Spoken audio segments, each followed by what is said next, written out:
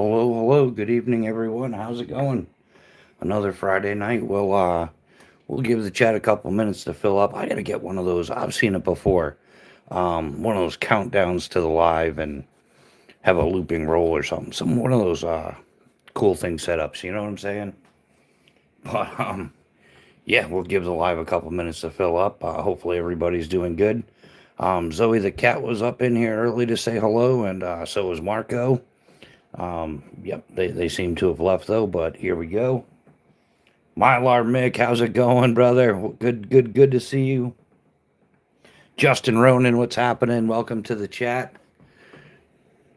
Irish John is a channel member. He's one of the longtime channel members now, I think since the beginning, like 6 months or something, right around there. So, hey, man, we definitely appreciate you. Thanks for being here. We appreciate all your support. How you doing this evening?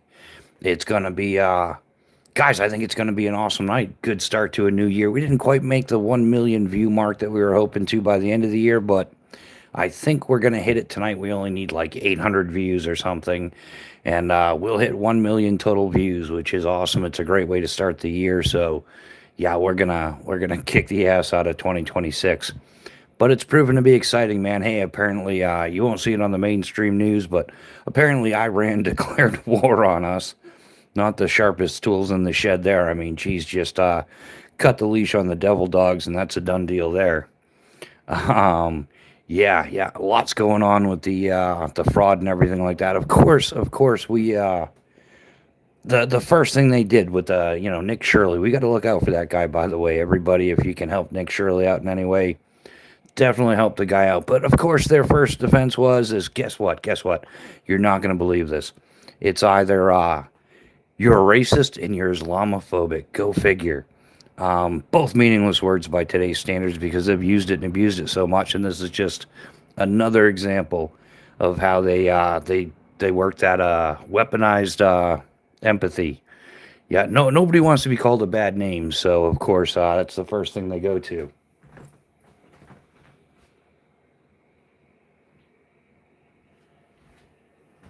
But it's seeming like the sound is working. That's a plus. Yeah, Sunday. I think that was a YouTube glitch because I couldn't find any information. The only thing I found was is it muted, and I wasn't using an external mic or any of that stuff, so it couldn't have been any of that. But we won €9 on the lotto. I take it to reinvest next lotto tomorrow. Yeah, Irish John, that's priceless, man. Yeah, I guess. Yeah, we're not buying any airline tickets with €9, man. Yeah, so roll it over, dude. Definitely, by all means. What could possibly go wrong? But hey, €9 is better than nothing, especially on this economy. So, yeah, here we go again. 19 current viewers, man. That's awesome. We got to keep that climbing. Like I said, yeah, we need like 800 views tonight. We should be around 19 or so. And we should hit 1 million views tonight. I'll let you know when we're there. I'm excited about it. It's one of those things, like when you're starting this venture, how's it going to go? Is it going to totally bomb? But hey, a million of anything is a good thing. I know Joe Rogan gets 5 million views in the first 5 minutes, but hey, I'm not Joe Rogan. But hey, man, we're still here. We're still in the game, so we can't complain about that. It's definitely had its ups and downs. Wow, it's been quite a year, reflecting back on the year. But hey, overall, it's, I can't complain. We're still here. We're still in the game. Any day on this side of the dirt's a good day. Better than being worm food, no doubt about it. So, yeah, life is good. Life is good. Can't complain. Still carrying the now coveted Spider Coast Sage 5 CF. This is still my EDC folder. Still loving it. Still rocking it. Great gift. I don't think I could thank B&A enough for it. Yeah, awesome. So I guess I should have made like 365 videos of me cutting stuff with it. But who really has time for that? Who really has interest for that? So, but yeah, we're still rocking. We're gonna throw this in a video. I don't even think I've done a short with this. It's been in every live every week. But yeah, I'm gonna do a short and see how that works out. I did throw a short out there today just for entertainment value. I did a quick short with the Alaris. If you got time, check it out. It's kind of like got a lot of work to do on that still. Dave James, meow. Welcome to the chat. Here we go. We're back on the cat subject, meow. Yeah, well, actually I think the cat's a little under the weather. Um, which is I don't know. Um, I wasn't planning on doing a giveaway. I'm too broke, man.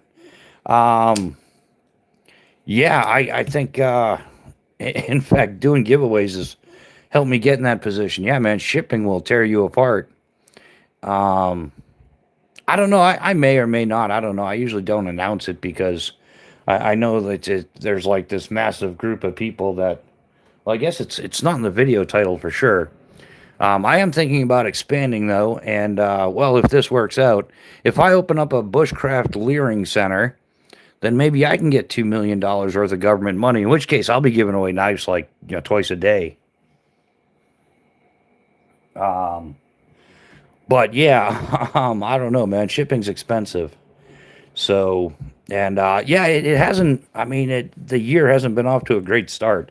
I mean, geez, flipping into the new year, lost about a dozen or so subscribers, and yeah, it's been an awkward start to a year. I was kind of like, well, maybe I was having my doubts. Like, I don't know, it gets pretty taxing doing it. Yeah, and there's I don't make any money. And well, yeah, we went from 9 channel members down to 3. So, yeah, no, I don't think I'm going to be doing a giveaway. I just feel like that's kind of like a really shicey way of buying subscribers and stuff like that.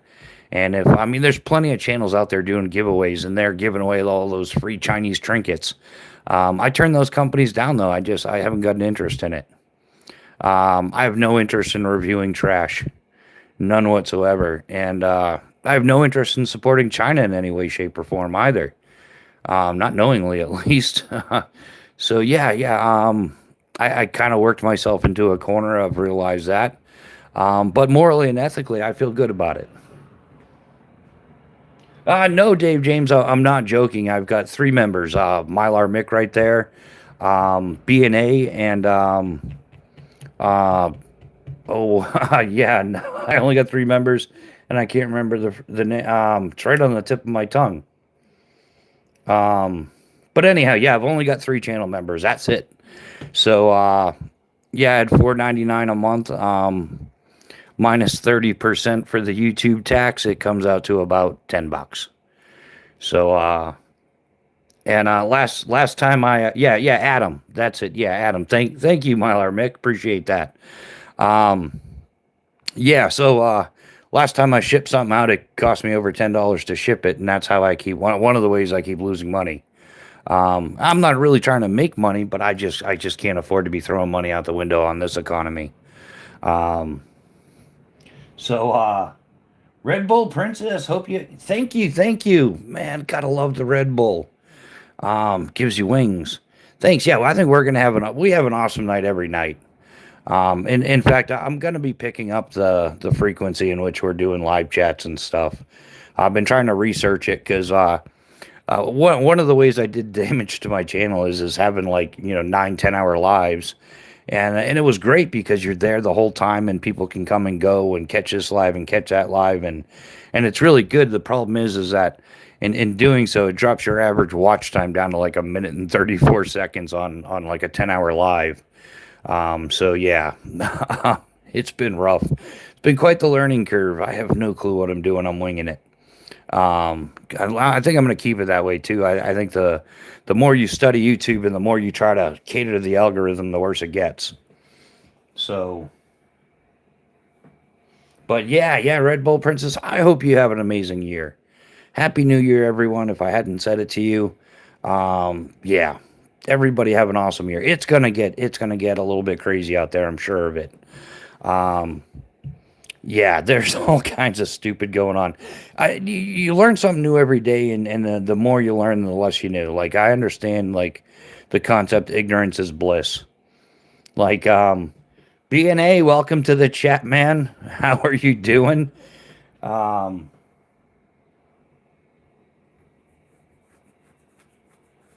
Yeah, don't mind the YouTube money. Federal supports, that's way to go. Yeah. Yeah. So who knows? That might be the plan, man. Maybe we'll kick off the Bushcraft Learing Center, and the government will let us have a couple $1 million. In which case, yeah, we'll be giving away knives. We'll give away swords at that rate, man. And yeah, swords and plate carriers with plates, man. That'll be a good thing, right? Yeah, I don't see that happening. So, but yeah, I originally decided I was not going to base my channel off of giveaways because I noticed the crowd it draws. Um, yeah, every weekend I go to this one live chat and there'll be 400 or 500 people in the live chat. But as soon as the giveaway is over, that number drops down by 2/3. It'll go from 500 down to 200 or so. And I've been in other lives that yeah, and I just can't afford to be doing it. I'm not going to bullshit anybody. It's just way out of like I can't afford my own lifestyle right now. But I do what I can when I can, and I think it keeps it interesting. So, but yeah, BNA, how are you doing, man? BNA's out there. He's out. He had the snowblower going, man. I don't blame you one bit for using the snowblower. But yeah, you're definitely in them northern areas. You're probably getting some lake effects snow. Most places are like, yeah, we're getting 2 to 4 inches of snow or 4 to 6 inches, but you're definitely north when you're up there in the feet. We're getting about 2.5 to 3 feet of snow, maybe 3.5. So yeah, B&A's been busy all day, working with the snowblower, keeping it running, and yeah, clearing out the snow. It's all gonna melt anyhow. It all kind of seems like pointless work, but we do it, man. But yeah, we already had the Spider Coast CF out. We've been rocking this for over a year. Still gonna keep rolling with it. Yeah, this thing it just keeps going, and it's great. DFH, what's happening, man? Oh, I forgot to turn the volume off. Happy New Year, DFH.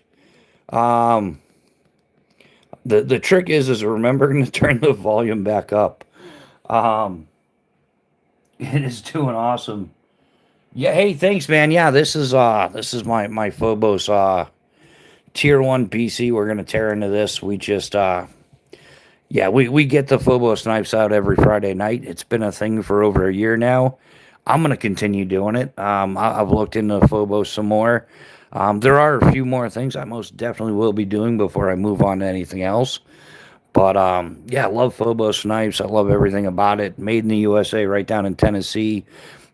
Disabled veteran, owned and operated, owned by Eric Hansen. He's a lead designer.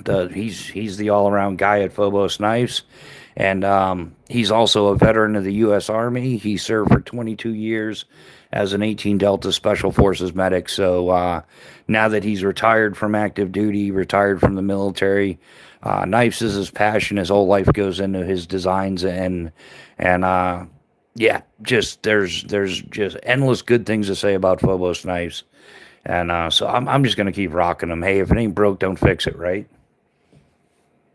Ground Fog, what's happening? Welcome to the chat, brother. How are you doing? Oh yeah, man. I don't know. I'm definitely looking forward to a happy New Year, but maybe a little less peaceful. I think it's time the American people you know, wow, yeah, good old school, like open a case of whoop ass. Like it's time to clean out the trash, and specifically, I'm referring to the Somalis. I know the Somali community got all butthurt because Trump called them garbage, but hey, if it walks like a duck, if it quacks like a duck, it's a trashy Somalian. Um, T Rex, what's happening, brother? Welcome to the chat. How you doing, my man? It is good to see you. Yeah, we're still at it. Yeah, we're definitely actually threw a short up today. I haven't done a short in like over a year. And yeah, threw a short up today, and man, I think I got a little bit of the holiday blues over the holidays. It wasn't what it used. I mean, we still had a good Christmas and everything, don't get me wrong, but it wasn't what it used to be. And all the outside determining factors that dictated that just pissed me off. So, yeah, I did a little less posting. I did a little less lives. You are my favorite LGBT. Yeah, whatever, dude. Um, of course, we're gonna start the new year with some trash. So anybody that wants to take care of his stupid ass there, go right ahead, man. Um, you poor thing. You got nothing better to do with your life than that. You you poor thing, man. Go get a hug. Ask mom. Talk to a friend. Get some help, man. You got more issues than Playboy going. You asshat. But yeah. Yeah, definitely getting old. I'll tell you, man, if I was 20 years younger, I'd be in my truck driving out west or something, looking to open a case of whoop ass. Like, man, though, and they're jumping on the internet. They're threatening everybody. Hey, you know what? Islam's showing its true colors. The Muslims are being Muslims, and I think everybody's realizing what a mistake it was to let them out of their countries. They came here seeking asylum. They did nothing but, abuse us and commit fraud. And I know it's not all of them, but it's enough of them. It might as well be. So they're creating problems everywhere they go. On this side of the ocean, on the other side, they're Muslims being a pain in the ass every place it goes. Canada, Ireland, England, France. Um, yeah, definitely in the United States. I mean, they want to build the epic city, the Muslim city in Texas. Yeah, they're just, well, there's nothing to like about those people. Do you think butterfly knives are overrated? I think butterfly knives are awesome. I don't think they're overrated. I just don't think that they have as much practical use as some people might think they do. I think a butterfly knife is absolutely awesome. And the people with those skills, it's just, man, you want to. Maybe the butterfly knife was the original. What's that little fidget tool, right? Fidget tool. Um, yeah, yeah. I think the butterfly knife was one of the original fidget tools.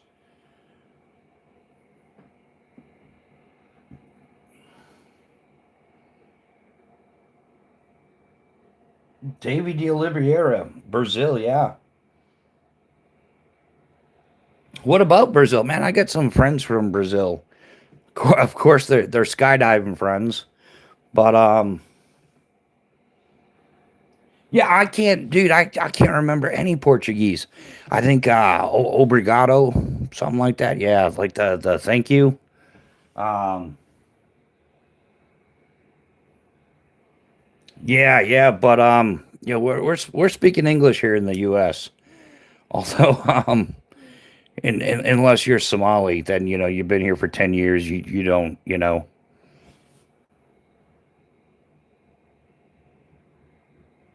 Yeah, I have no clue what you're saying, dude. So, yeah, we're gonna use English here because I don't know if you're saying something that's like completely messed up or YouTube might not approve of what you're saying, but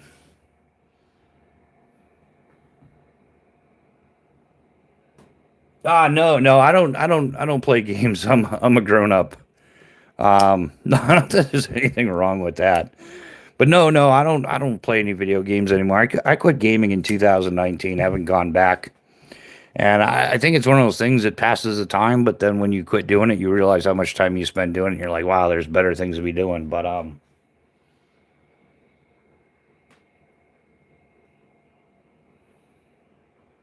oh, Squat Shot got that one right on, man. Hey, thanks, Leon. We definitely appreciate it. Squat Shot, welcome to the chat, brother. How you doing? It is good seeing you, my man. It is another day in paradise. What else are we busting out? It's Phobos Friday, man. So yeah, I think hey, while everybody's doing their 2025 knives, I think yeah, I think my all around go to number one favorite knife that I've had a lot of fun with is the tier one BC and Magna Cut. Sweet knife all the way around. Love it, man. Dude, we started hundreds of fires with this just on the channel alone. So yeah, exactly. Yeah, yeah, Rex. Man, I gotta get outside more. Yeah, it just sucks. Um, Yeah, man. I don't take the cold weather the way I used. Like, I would still enjoy the cold weather, but it's just painful now. Like, yeah, those those stupid human tricks that were fun and cool and exciting and led to plates and screws and things like that. Yeah, that's all catching up to me now.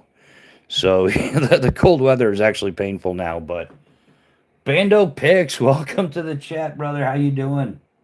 Yeah, exactly. Man, I think that's modern society. Hustle, hustle, hustle.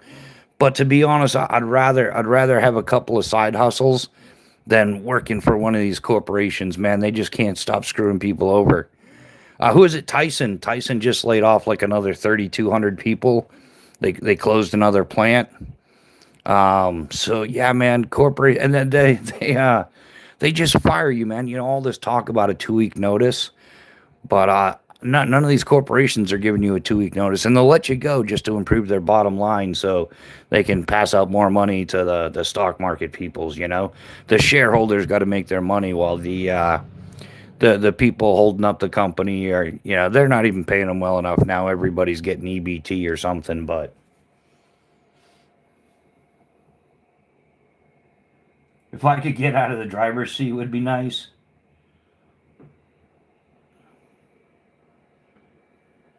Well, yeah. Sorry, Jasmine. There's these are tools. This is for like woodworking, bushcrafting, stuff like that. I mean, could you use it as a weapon? Sure, you could. But you could use a bowling ball as a weapon. You could use an umbrella as a weapon. Especially if you learn a little Hapkido, you can get one of those curved end ones, and it's pretty handy. But yeah, there's no need to be afraid of any weapons here. There's no genuine weapon. Well, yeah. But anyhow, oh, Bando, you moved some of those Legos, man. Hey, speaking of moving Legos, I got to move some fire starters and some patches. So if you haven't gotten your Troll Hunting Club patches yet, here they are. Here they are. Hold on, we got lights. Did everybody notice that? Yeah, we still got some of these left. Anybody interested in these? The Troll Hunting Club FAFO division, Gen X definitely gets that. And the Troll Sniper tab, we still got a bunch of those. These are $20 shipped if you're interested. Shoot me an email, and I'm gonna knock some stuff over. And we've got the Bushcraft Rebooted Pyro Pucks. We still got a bunch of these. These are 2 tins. They come 6 in a tin. And yeah, hey, these work great. And it's not just my opinion. Everybody that's used them loves them. But yeah, we ship these out too for $20 as well. Yeah, pretty much continental U.S. only. Um, yeah, the lighting is the bomb, man, and it does all kinds of cool stuff. We can make it go brighter. Then it has like different. Wow, that is pretty intense, huh? There's different modes that come. Yeah, that you can make it softer or brighter. That's kind of like it's kind of like a toilet water yellow shading. I'm not really sure what's going on with that one. But yeah, man, there's no like super shadows anymore. I mean, there's like not compared to what it was. And well, we could probably adjust them a little bit better as well.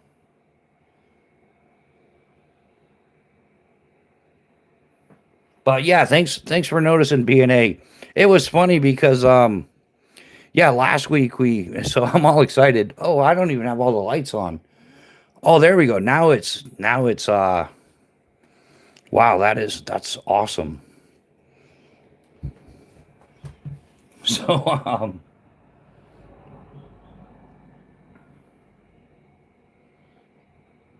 what do I not have now at this point?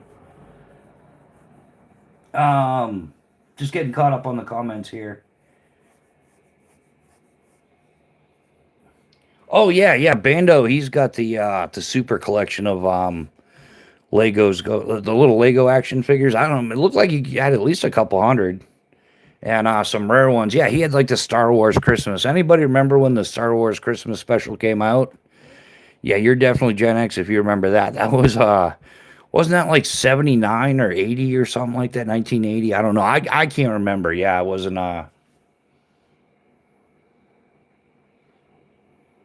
yeah, but the cat gets Oh, the cat. The cat gets all kinds of stuff, man. Um, in fact, the cat will get breakfast long before I ever do. Yep, yeah, she get up, feed the cat first thing in the morning. I could tell her I'm like starving, I'm malnourished, and she's feeding the cats. So,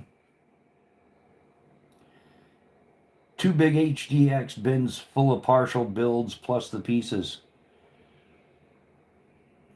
Yeah, yeah, yeah. I remember that too. Yeah, Luke on the Muppet Show. That was funny. Artie birdie Gertie, the Swiss chef there. That guy was a riot. Um,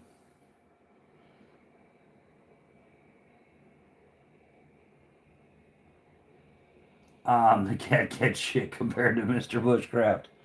Hey, I bless the cat. I allow it to have oxygen every day, and I would have more gear if I sacrificed that cat to the gear gods. But out of the kindness and the goodness of my heart, I have not.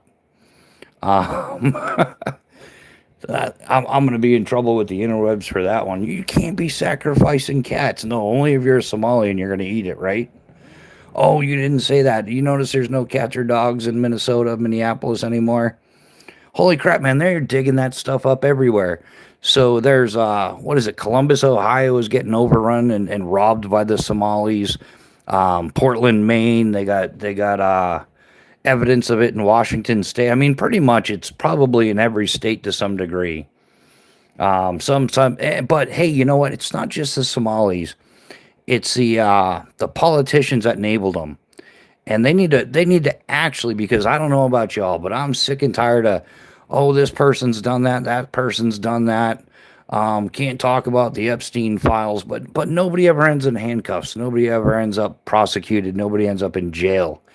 I think a military tribune is well overdue.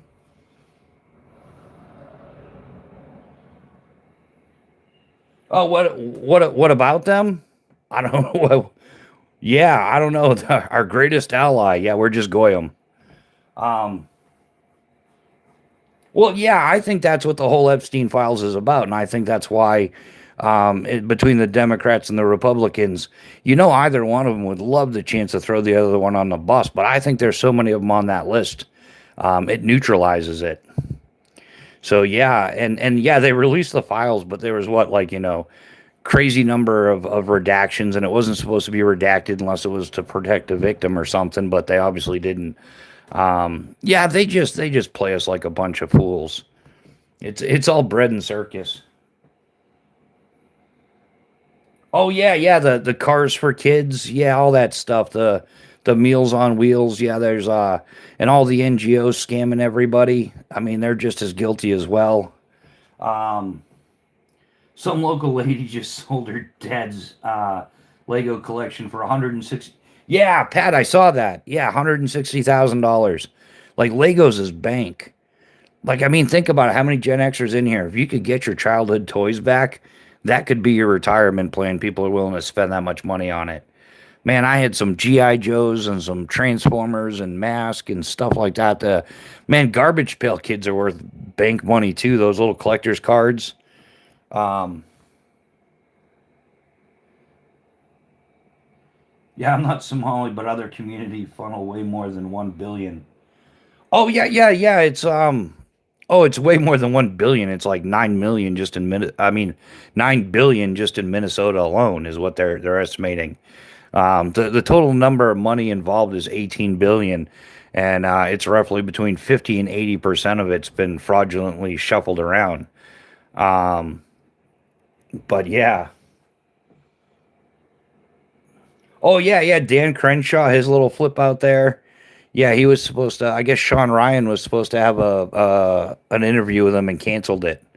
Um, I don't have all the information on that, but yeah, yeah, or yeah, Ilhan Omar. She went from a net worth of -$65,000, making $174,000 a year, and in a few years has a net worth of $30 million. I mean, we won't even get into what Nancy Pelosi there.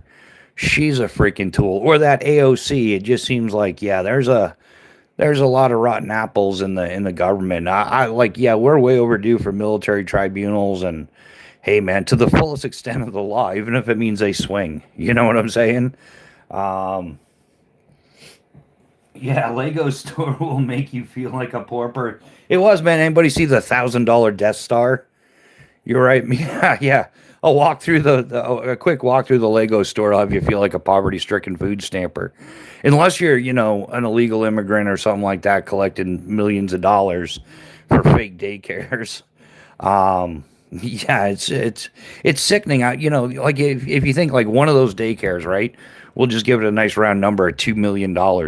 How many working class blue collar Americans paid taxes to support that one scammer? That like how many like what's everybody paying in taxes? 5-10 grand. So how many hundreds of people did it take just so that one person could fraud the system and walk away with a couple $1 million. And then the audacity, like 89% of Somalis are collecting some type of welfare, EBT, Medicaid, Medicare, whatever. They're collecting some type of welfare. And then they're acting like, oh, we're doing so much better than you. That's why you're coming at us. You're jealous. It's like, no, we're coming at you because you're stealing the money. You're not successful as a people if 89% of you are collecting government aid, and and then the rest of you that aren't are robbing the system. Like they ought to go around and just round up every Somali and ship them back to Somalia.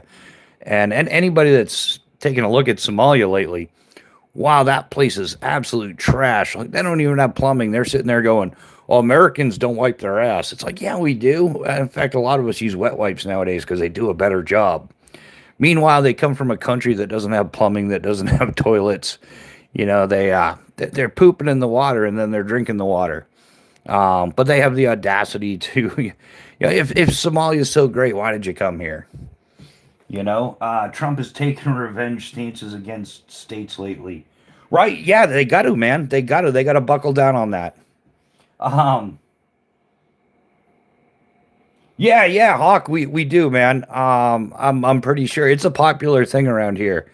Both in the United States. I know for a fact Canadians do the same thing. I mean, I'm not a Canadian, but I'm pretty. I all the Canadians I know, they're pretty good people. They wipe their ass too. I don't know if they've advanced to wet wipes yet. No, they have. No, I no, they have. I know at least a few that have. Absolutely. Um, but yeah, yeah, we got a bunch of turd worlders, literally turd worlders, not third, but turd, as in poo poo soup, telling us that we're living backwards. We're savages. Um, you think people are donating millions to campaigns with no kickback?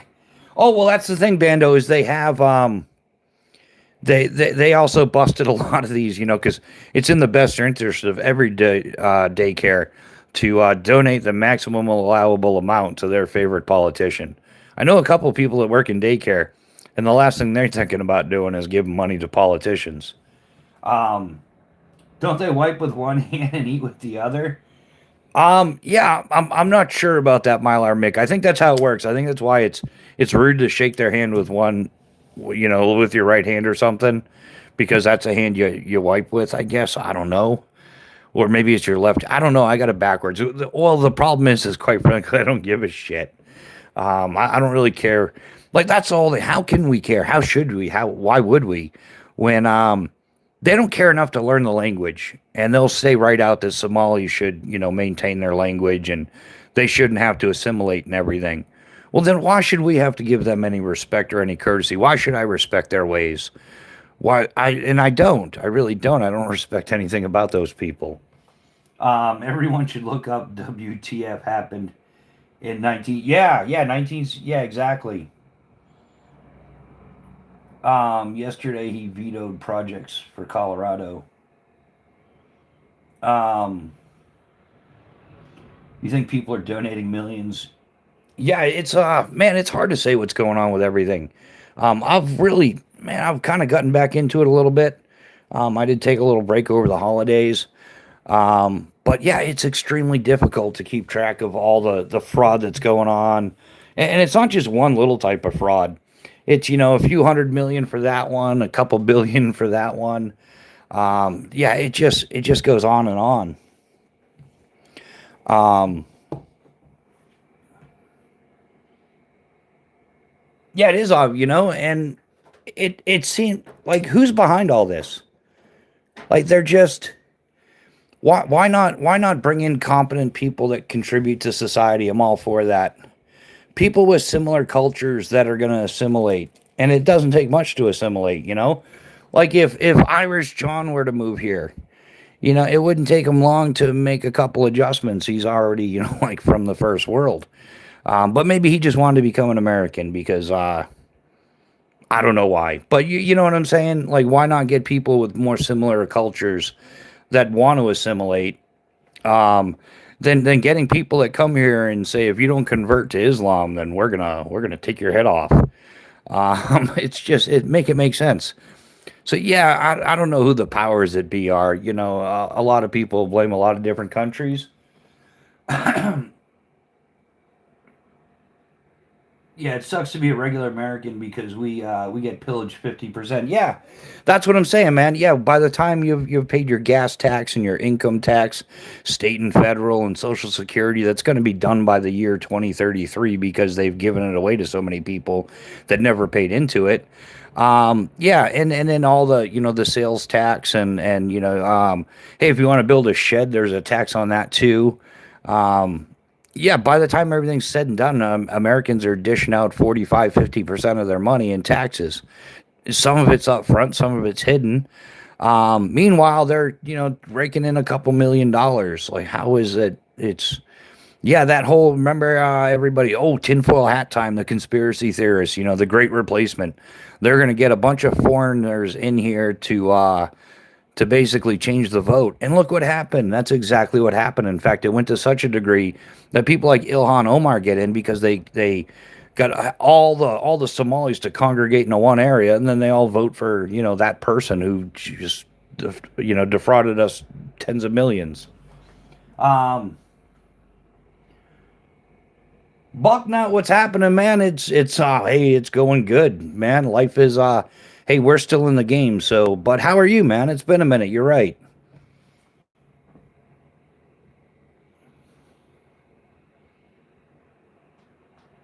Yeah, your politicians brought Mexicans. Well, that's the whole thing. I don't think we're voting for our politicians anymore. Yeah, a couple of them even openly admitted how fraudulent the voting system is. So yeah, I don't think our vote really counts. Um,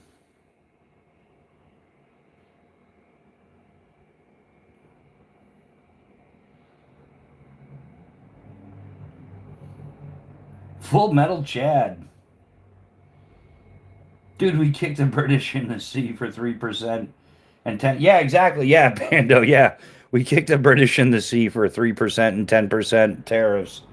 Um, Meanwhile, yeah. Well, I think it's. Well, look at what's going on in Iran. They don't want you talking about that one either.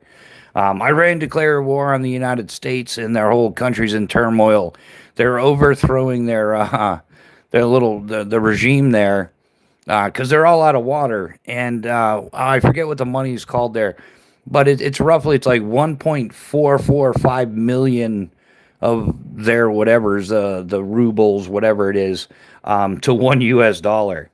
So they completely collapsed the economy, ran out of water, and now there's a massive civil uprising there. And they were dumb enough to declare war on the U.S. So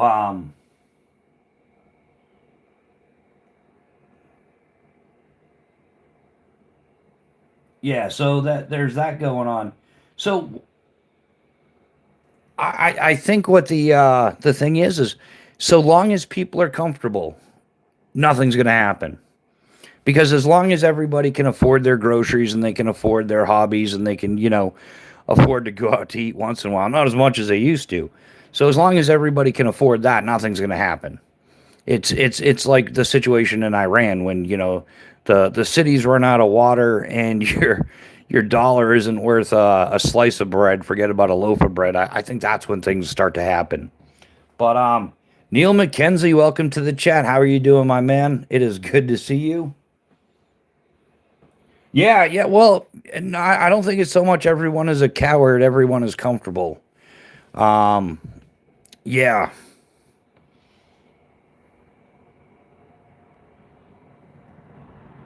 Yeah, people won't care until they're forced to. Yeah, yeah, that's what I was saying, Bucknut. Is yeah, so long as people are comfortable, they're not going to do anything. Um, but yeah, once they're forced to, and there's no food on the shelves, there's no water coming out of your faucet, your dollar can't buy anything. Yeah, that's when people force change. But I think yeah, Americans are just well, man. We've lived too comfortably. We've never had a real war on our soil, in anybody's lifetime. Like nobody alive is recalling anything. So we're just used to being comfy and safe. And why put yourself in harm's way? Because there's no point. Um, yeah, your kids can't have kids or a house or anything. It's already time. Yeah, I agree with you, Bando man. Yeah, something's got to change. Yeah, the world is fucked for. Yeah, yeah, and hey, man, we owe it to the boomers, don't we? Yeah, they were take everything and leave nothing for anybody after them. Yeah, probably like, oh, yeah, I don't know if it should be called the boomer generation or the narcissist generation or whatever. But ironically, the people that were out in there, fighting in the streets in the '60s and '70s about government overreach and all that stuff. Now they're the ones that are doing the government overreach. They're the ones that are messing it up for everybody else. Yeah, it all started well, dude, it started long before '71. Um, yeah, I mean, geez, wow, since 1913, the American dollar's lost 97% of its purchasing value. So you only got 3% of the dollar back from 1913, and it yeah, there's all kinds of you could blame it on this, you could blame it on that. I think it's like most skydiving accidents. It's never one thing that caused the accident. It's always a series of things, like a domino effect. Like this led to that, that led to the other thing, and that's how it happened. And yeah, I don't think you could really pinpoint what's going on to any one situation. Like um, specifically, I think it's a lot of things that are contributing to it. Um, yeah, you don't care about rainbow drive crosswalks being driven on. Yeah, some of the issues that are great importance in America wouldn't be if we weren't so spoiled.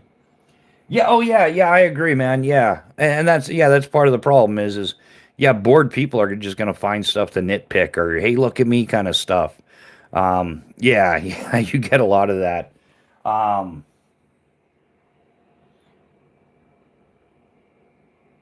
yeah, if you're looking for food, you don't care about who's using what bathroom if you don't have heat. Yeah.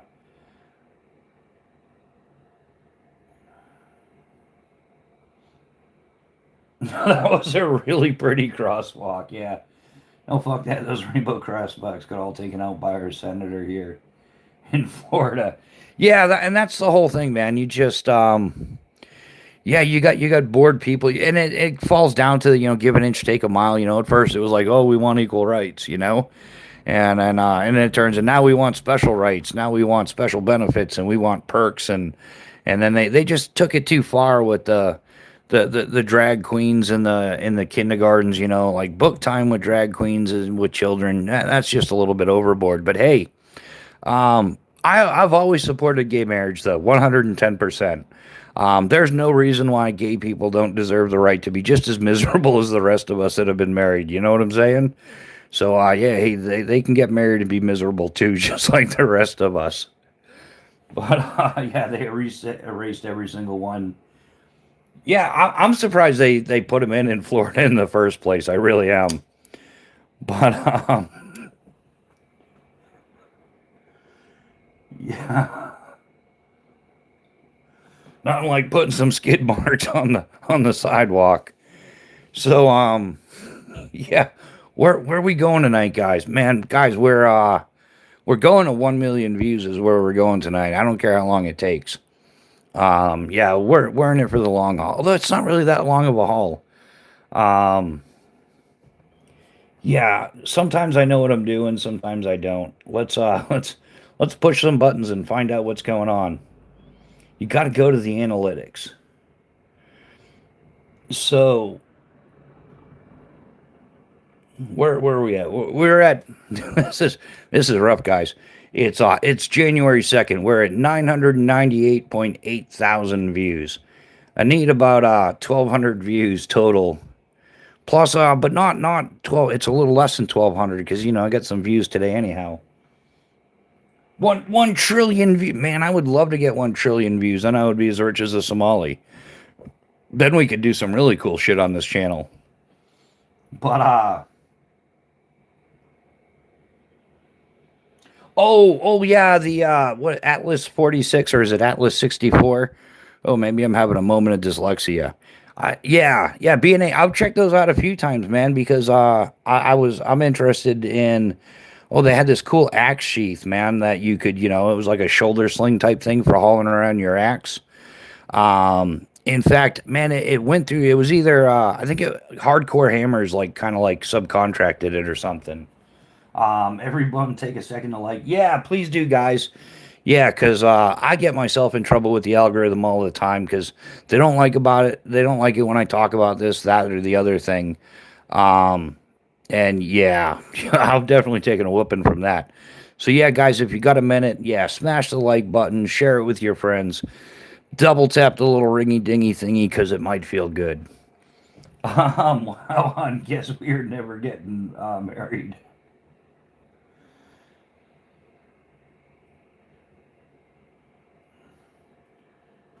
I'm from New Jersey. I'm worth 2.7 viewers. Neil McKenzie, you're worth like 5 viewers. You really are.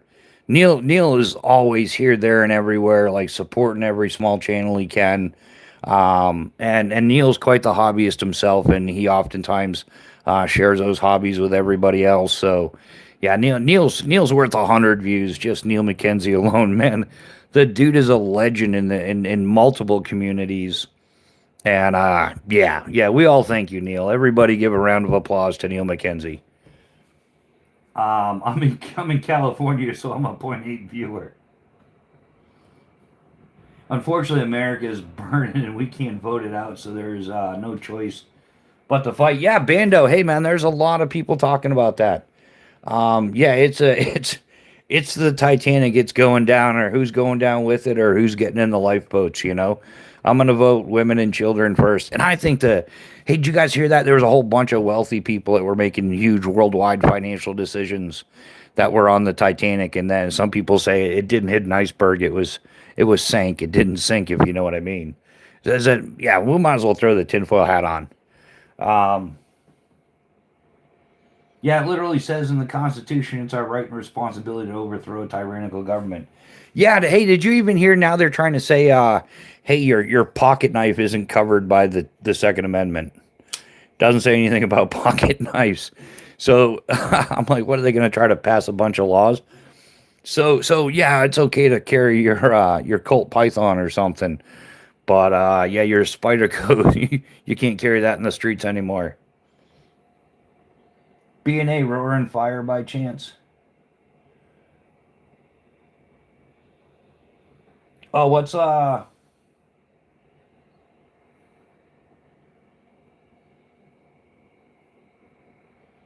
yeah, home prices outpaced salary rates decades ago. We are screwed. Yeah, Full Metal Chad, man. In fact, man, I'm a guilty Gen Xer, man, because for a while I was like, what the hell is wrong with Gen Z? They are just absolutely lazy. And yeah, I did. I said that stuff. But hey, as we learn, as we get more educated, we start to realize that sometimes what we say is wrong. And knowing what I know now, man, I regret saying that. I really do because it's not a matter of laziness. I don't think it's a lack of motivation. It's how motivated would you be to know that the American dream is gone for you? Like unless um, yeah, most like just the amount of money you have to make to put a down payment down to get yourself into a 50-year mortgage so you can afford a $500,000 home. And by the time you pay it off, you will have spent $1.5 million on it. Um, it's just an absolute suck fest. Yeah. Wages haven't kept up with inflation and yeah, it's just all around bad. It just sucks. Man, I would hate to be a Gen Zer. Although it'd be cool to be that age again, but man, that's not much to look forward to. I personally would not be motivated at all. to like, what's the point? Like why bother? Um, my dad could buy two cars, afford a wife and a kid at 23. Yeah, yeah, and that's the whole thing, man. I've seen a lot of the price breakdowns on, like, what the boomers were making. And a house was double the cost of what they're making, but now it's 33 times the cost of what somebody's making. And it's all that corporate greed. It's all the bottom line. It's all, um, we got to show profits. These companies are paying the lowest wages ever, but they're recording record profits every quarter. So I'm from the second year of Gen X, 1966. Right on. Yeah, Neil, that makes a. Um, yeah, I think Gen X, we're kind of. Do you ever notice how we always get left out? And doing a lot of research about what's going on with the economy and finding out, what the boomers did and why the millennials resent the boomers so much and why Gen Z really hates the boomers and everything. Not too many people talk about Gen X. I think they're genuinely afraid. Um,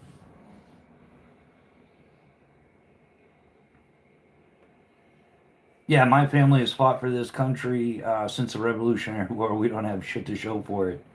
Yeah, yeah, exactly, Bando, man, and that's a shame, man. It really is. Yeah, I come from a pretty big military family as well, and same thing. Yeah, um, and then the medical problems that people have ended up with for a long time service and everything, and yeah, but hey, man, we got to take care of some Somali kids that don't exist first. That's the other thing they drove through the roof, man. Like, autism isn't as big of a problem as they thought it was, because most of these people are like, they just busted a guy in Maine, couple $1 million worth of Medicaid fraud, and it was going on in Minneapolis as well.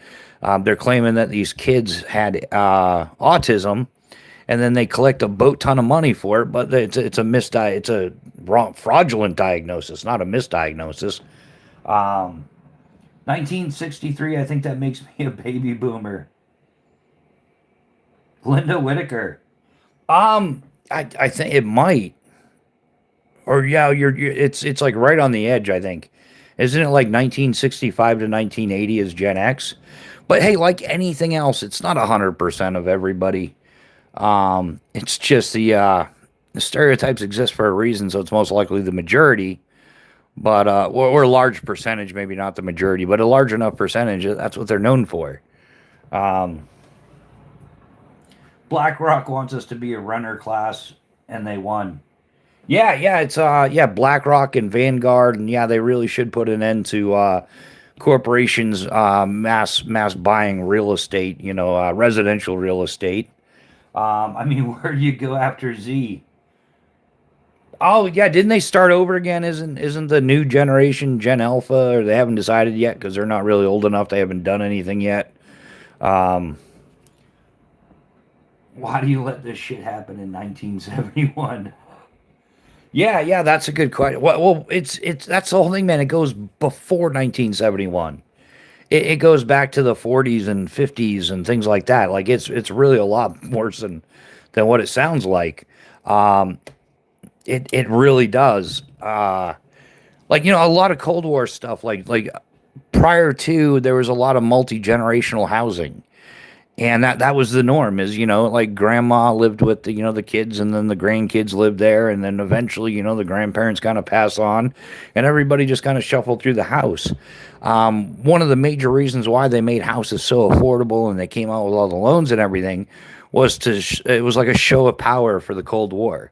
Like, look at how wealthy our country is. We've got all this stuff to show. Everybody's got their own house. Like every family have, like, we don't do multi-generational housing yet. Like every family has their own house, and look how well everybody's living. So it was all designed to be like a show of power as well. Call I was 8 years old. Yeah, my question is what's after alpha? Nobody's going to want to be called a beta. Yeah, Bucknut, valid point. Who knows, man? There's so many cucked people in this world now. Maybe that'll be some badge of honor or something. But yeah. So we need a second Cold War. We need something to happen. I don't know. I know there's all kinds of stuff going on. Like, wow, yeah, you learn something new every day. Like, man, I found out China, and this is why, like anybody who's been around this channel for a while, like one of my favorite things to do is I love pooping on poo poo Chinese knives, and it's fun for me to do. But it just struck me as odd that all these people support China, and it's a communist country, and for decades and decades we fought communism. Well, another little shisty game that the China's been playing is they've mastered counterfeit money. There's actually hundreds of millions of dollars in $100 bills that are so good the Federal Reserve can't tell the difference.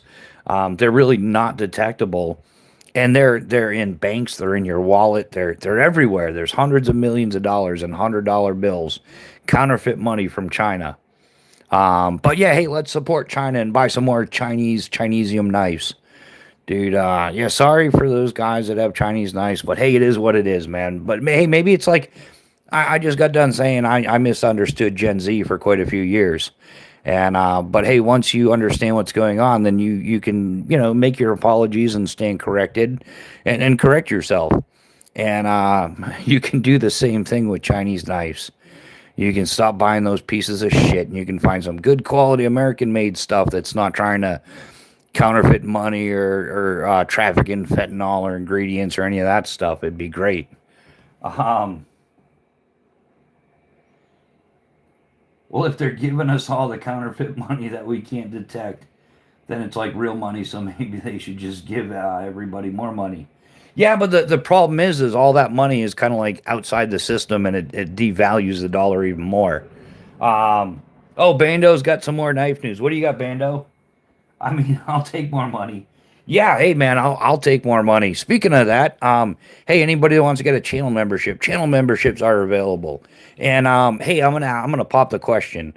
Um, oh, I should, man, how the hell do you push that button?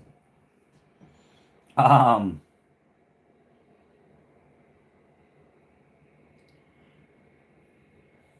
yeah, that's priceless.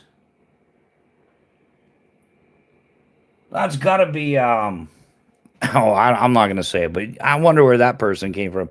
Like, isn't that what I'm supposed to do? Isn't that the whole point of having a live chat? Is to like have discourse, to have conversation, to converse intellectually with people. But if I, that's probably the same idiot if I sat here saying nothing and just like did a little.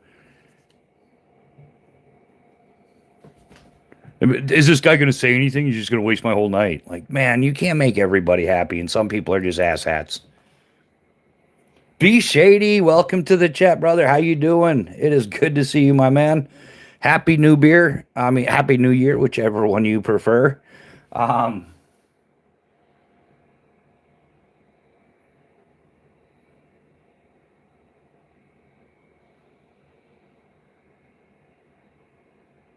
is that yeah, hey, Bando, to each their own, man. You only need one Lego, right? But hey, man, yeah, but since you put it that way, yeah, you only need one fucking knife, whatever, dude. If you only want to have one knife, then just have one knife. It's all good. No, you need lots of knives, lots of different kinds of knives. I saw the coolest night yesterday. It was twisty. No, but for real, there is some smoke going on. I'll tell you offline. Yeah, okay. Sounds like a plan then. Yeah, it's good to see you as well, man. So be shady. How was your New Year's, man? Is life treating you good or?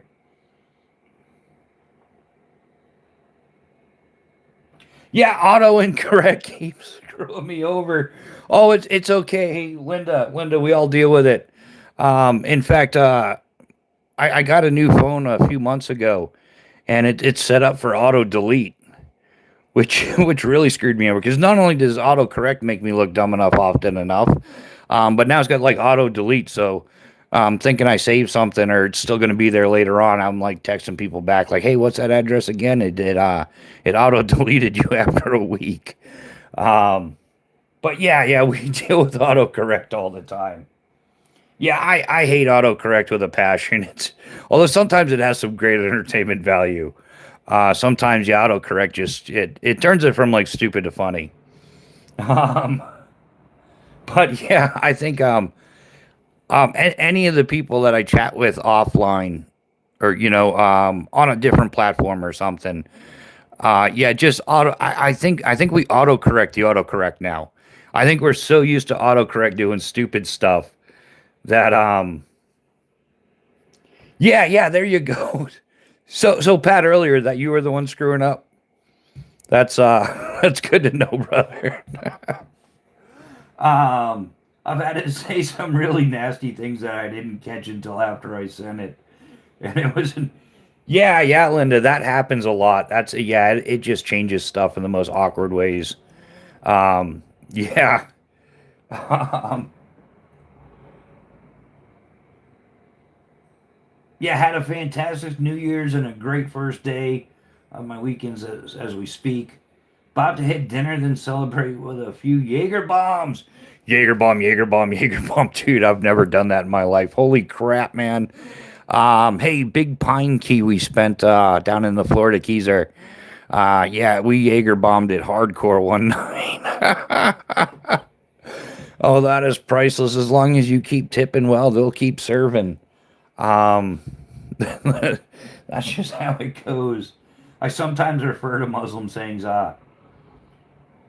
sometimes don't see it and I'll be like, sometimes I like to throw random stuff that just throws people off. Um, that's just fun too. Like, who was it? I did that to Pat one morning. B&A. I just sent him a text. How's it going, beautiful? He's like, okay, hello, good morning. It's just fun to do sometimes. It really is. Um, or yeah, I've done that before where I went to go text Miss Bushcraft or something. I text one of my buddies like, "Hey, beautiful, what are you doing?" Or pick me up some crack in the can on the way home. Yeah, talk to the text can send some. Yeah, in fact, I guess Chaos is doing better. I haven't seen him here yet tonight, but yeah, I guess it's still a little blurry for him reading some of the fine print. But yeah, man, I absolutely love it because he just got eye surgery done, so he's not going to be blind anymore. Well, pretty soon at least. Um, but yeah, so he did a lot of talk to text, and some of the stuff would just come through like batshit crazy. To the unknowing though, it's like, what's going on? This dude's not right in the head. But if you know what's going on, it's just, we know it's the talk to text just making him sound the fool as usual. But he's really not a fool. He's a smart guy. But yeah, the talk to text just, it showed Chaos Theory no mercy whatsoever. Um, I tell Chaos I love you at the end of every call. That's good thinking, man. At least, yeah. You gotta love Chaos Theory though, man. He's one hell of a dude. He really is. Great friend. Um, Send the hot text to the boyfriend and oops ring mark. Yeah, that's exactly how the foolery happens. Yeah, and good times are had by all, really. So, like modern technology can be entertaining. Won't lie about that. But sometimes, most of the time, it's just annoying. Yeah, just I love the KISS method. The old school. The acronym KISS. Keep it simple, stupid. And some of this stuff they've made it so complex. Well, they tried to make it so simple it's complicated. If that makes sense. Yeah, he never says it back. It's always super awkward. Yeah, it's gotta be. All right, man. I'll catch you later. All right, I'll talk to you later. But before we go, I just want to let you know I love you. I love you very much. Yeah, I can see that creating an awkward moment or two. But I'm sure Chaos gets it. He's the thick skinned dude. He's a Gen Xer for sure. Um, Palmer Conley, what's happening, little brother? How are you doing? Welcome to the chat, man. Happy New Year. Or I think you're almost old enough now. Is it Happy New Beer? Yeah, Palmer, welcome to the chat, brother. How are you? I was excited to text to talk. Yeah, I don't have to worry about spelling. Um, just kind of worry about the phone deciding to turn a simple message into a very long thing. Yeah. Yeah, That is the issue with that stuff. Yeah, all the technology is beating us up like that. So Palmer, how was your New Year's, man? Did you party it up like a young man, or were you responsible? I'm gonna be honest, man. If you were too responsible, I'm gonna be a little bit disappointed. Um. Oh, we got no beverage going, guys. That's what's wrong.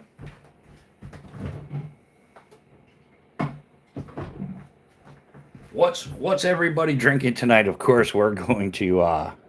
This channel is not sponsored by Monster Energy, even though we should be, but we're gonna drink this crap anyhow. I gotta cut back on this, man. I gotta lose a few pounds for the spring. Either that, or I'm gonna have to cut a couple miles off my hike. The new music, you can actually tell that they're using AI to write it. Yeah, they're using AI for everything, man. It's just, oh, there's no creativity left in the world.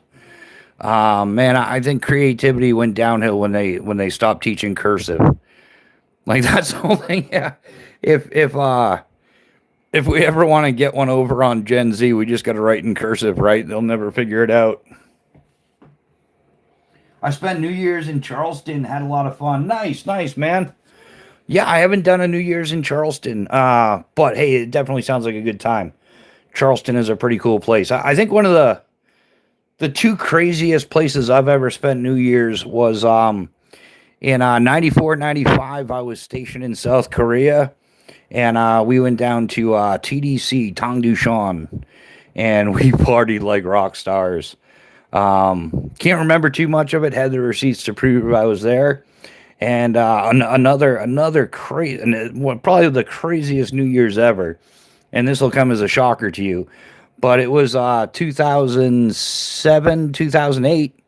I was in Las Vegas. Actually, I was in Boulder City, Nevada, which is just outside of Las Vegas. But we went to the Vegas Strip for New Year's.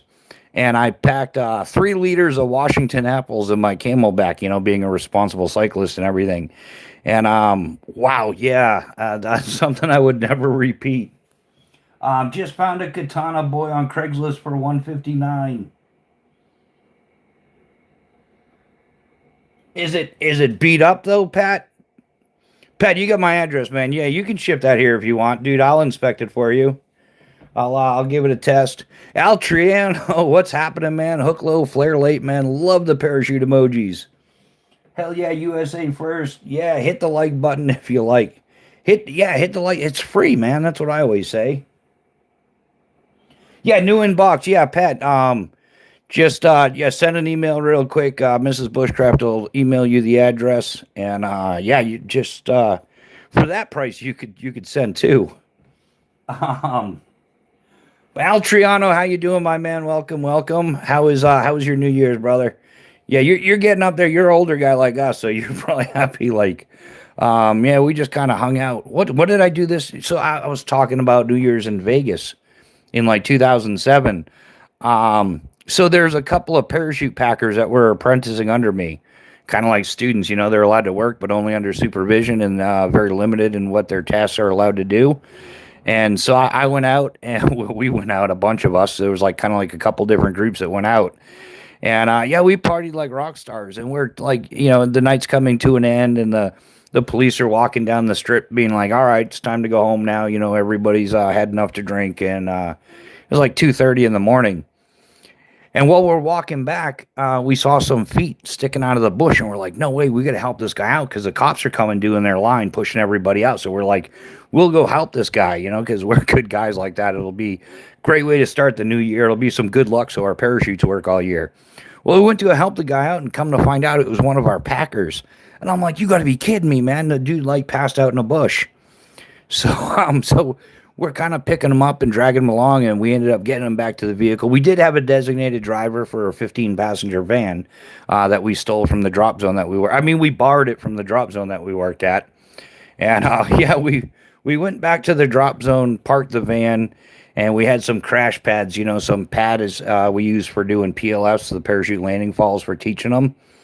Yeah, we drug those out in the parking lot, and we slept on those until it was time to work. But yeah, very interesting. A mix of strawberry and blood orange soda. Only day I prefer not to go to bars. Yeah, well, nowadays it's gotten crazy. Did you see what they were doing over in Europe? All of the the religion of peace peoples, the Islamic people, the Muslims, they're going around like burning stuff and knocking over Christmas trees and just vandalizing everything and using fireworks to start different businesses on fire. And yeah, it was quite the chaos over there. I'm sure it'll be a couple more years they'll be doing the same crap here. Yes, very old. Stayed home New Year's. I party like a librarian. Nothing wrong with that, Al. Yeah, hey, that's what I did this New Year's. I did not. Yeah, I stayed at home. I didn't do anything. I didn't even crack a beer. Yeah, hung out at home, had a great time though.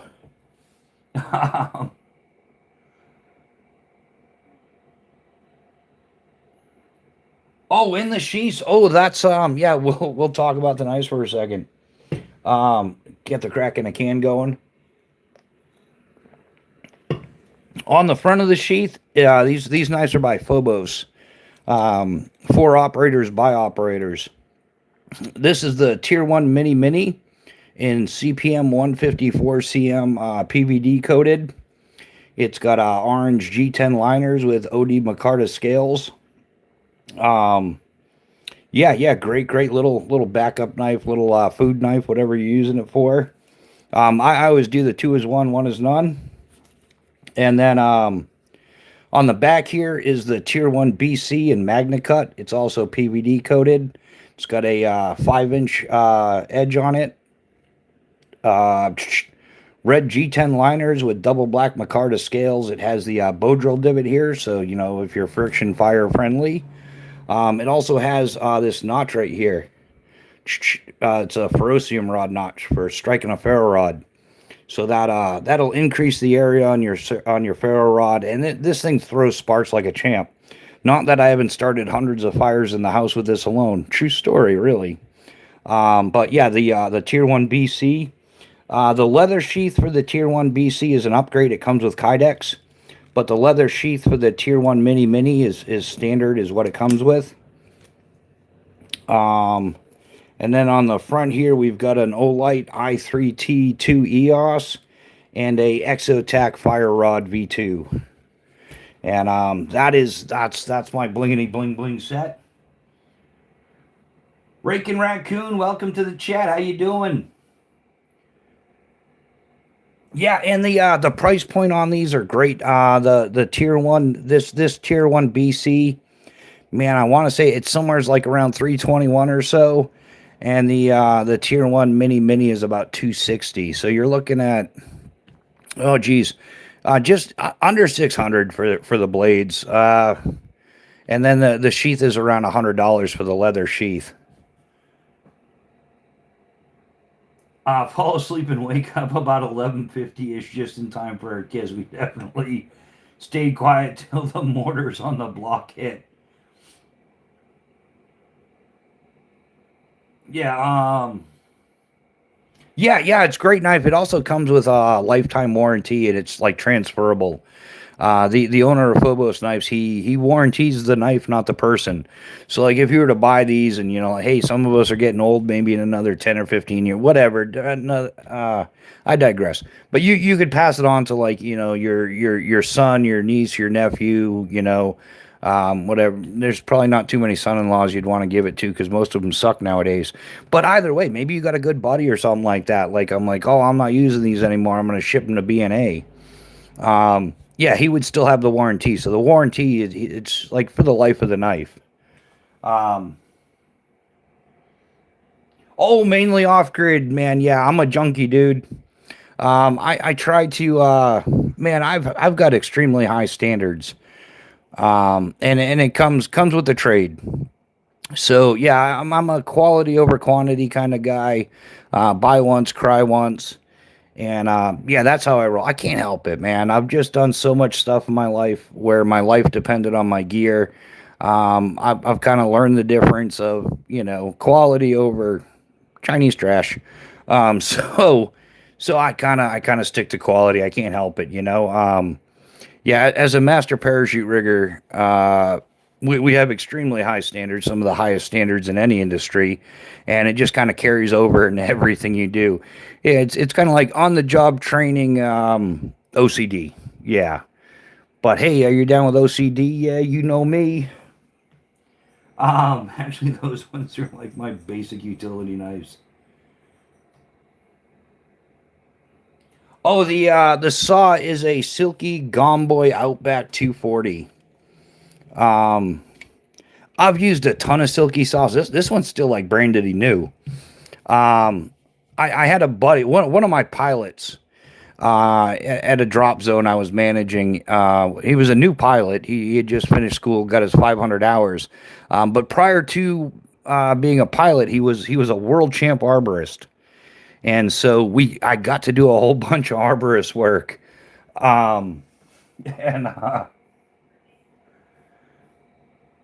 so anyhow, yeah, this pilot John is a world class arborist, like multi world champ arborist. And so when we had to shut down the airport because of high winds or bad weather or something like that, that usually meant trees were falling down. So we'd go out and do arborist work, or like we got shut down one time because there's a hurricane going through like West Deptford, New Jersey, and we were out on Long Island. So we and it was going to affect Long Island as well. So we flew the airplane to Pennsylvania, parked it there, met up with some people in Pennsylvania that owned a bigger arborist company, and we went to West Deptford, New Jersey, and did disaster relief stuff. Probably like 90% of the work I ever did in arborist work was disaster relief, and the other 10% was just random jobs where I was training and learning the trade.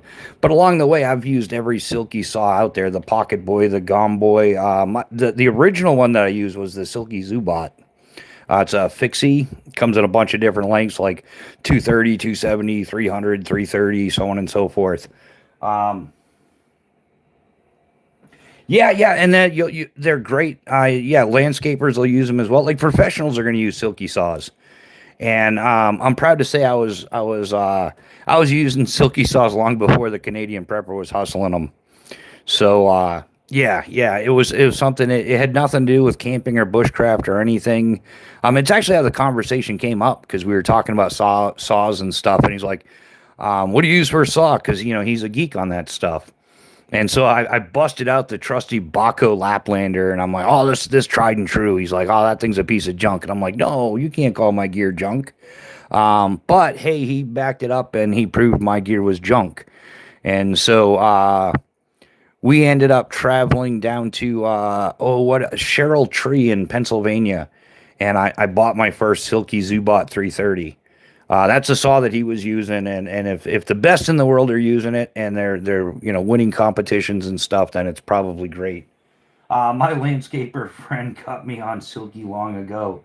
Yeah, and they're great saws, man. I think the only problem with Silky, it's not a problem with Silky, it's a user error. But a lot of people don't know the difference between a pull saw and a standard saw, so on and so forth.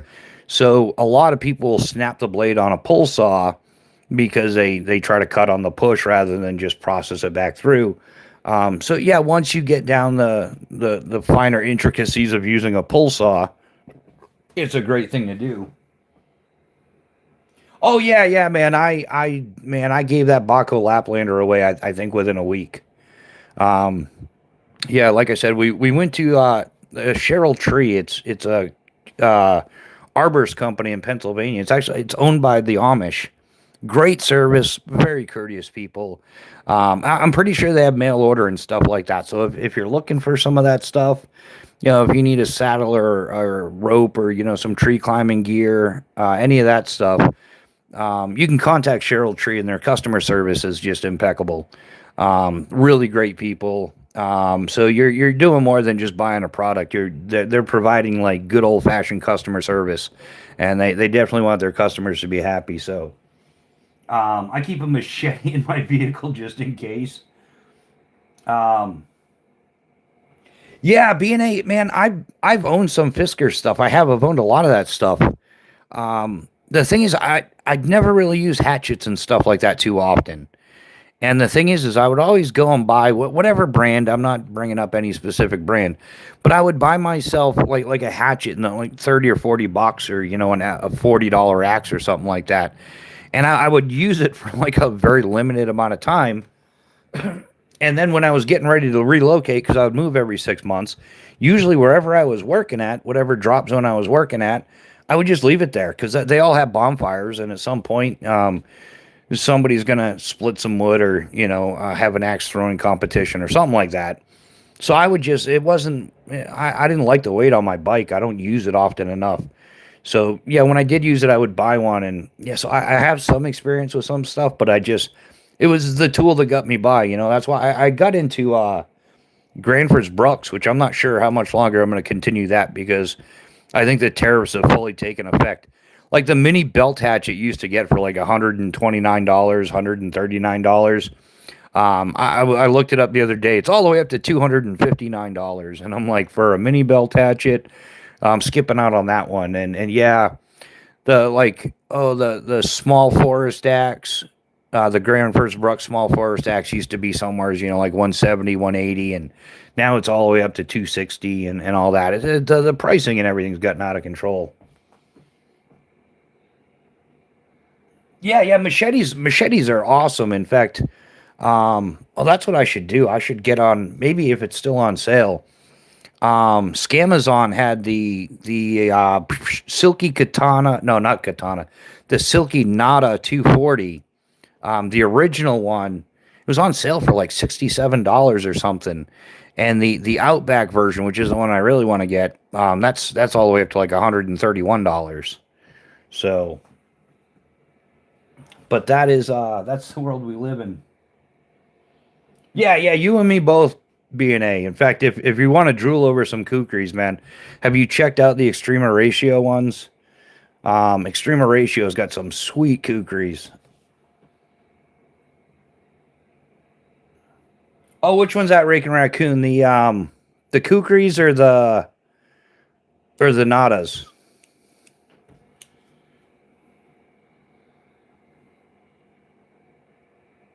Yeah, it's kind of weird. It's like a cross between a machete and a hatchet. Like it seems like it would be really cool in like a Northwoods type environment, where like a machete it doesn't really cut it, no pun intended.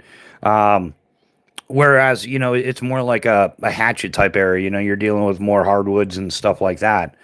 But yeah, I think the Nada is like that happy medium, or a kukri, and that's my interest in kukri as well. It's kind of like it would make for like a great Northwoods type machete, or in place of.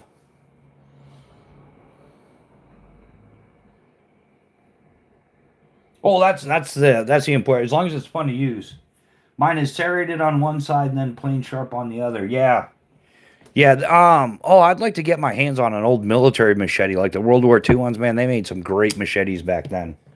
Um, Batons, like, yeah, yeah, yeah, I think so. You're not gonna believe what type of videos Mr. Bushcraft is watching. Oh, get out of here with that. See, now that's why I'm gonna fart on your cat later. The cat's getting a Dutch oven tonight. Wouldn't be the first time.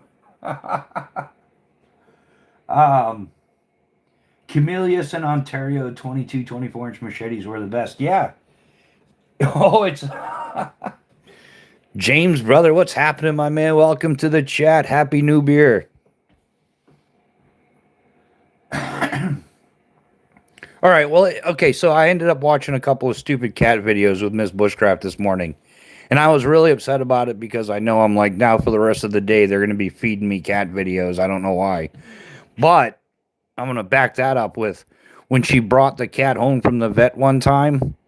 Um, they put one of those cones around its head.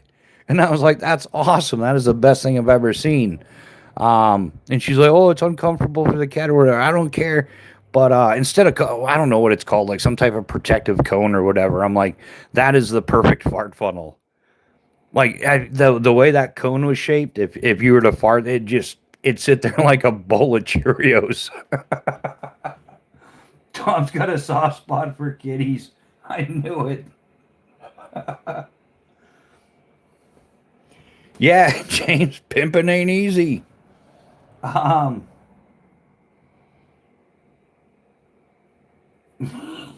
yeah,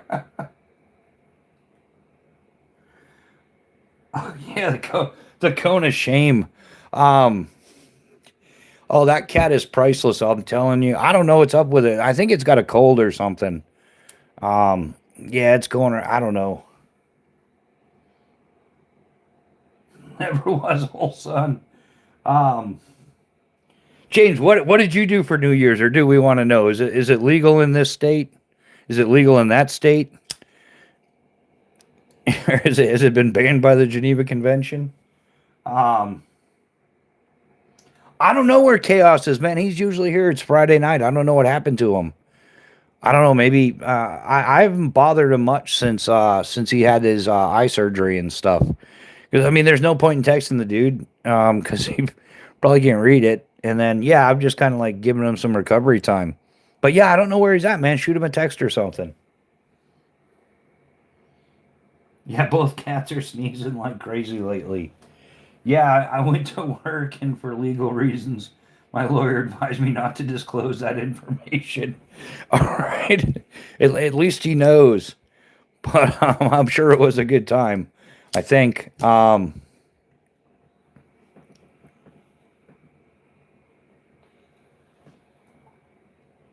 It's lambing season, so it's been keeping me busy. Yeah, that will keep you busy. Oh man, everything is good, man. Hey, we're still in the game where it's another day on this side of the dirt. Can't complain about that. Um, yeah, yeah. Other than that, man, I think getting the head wrecked every once in a while from everything that's going on, like, I mean, geez, if they were to eliminate like government fraud, they could eliminate income taxes altogether. We could all retire millionaires. 30 plus new lambs. That's a lot. I don't know. Is it a lot? I don't know. How many? What's a lot of lambs? Me smart SMRT. Yeah. Yeah, I am trying to open up the Bushcraft Learing Center. I figure it's got to pay more than YouTube. If I can get the government to send me a couple $1 million for my Bushcraft Learing Center, we could buy 100 acres or something, and everybody could come out and leer bushcraft, and it would be a good time. Or just send me your kids' names and social security numbers so I can say that they came to the course.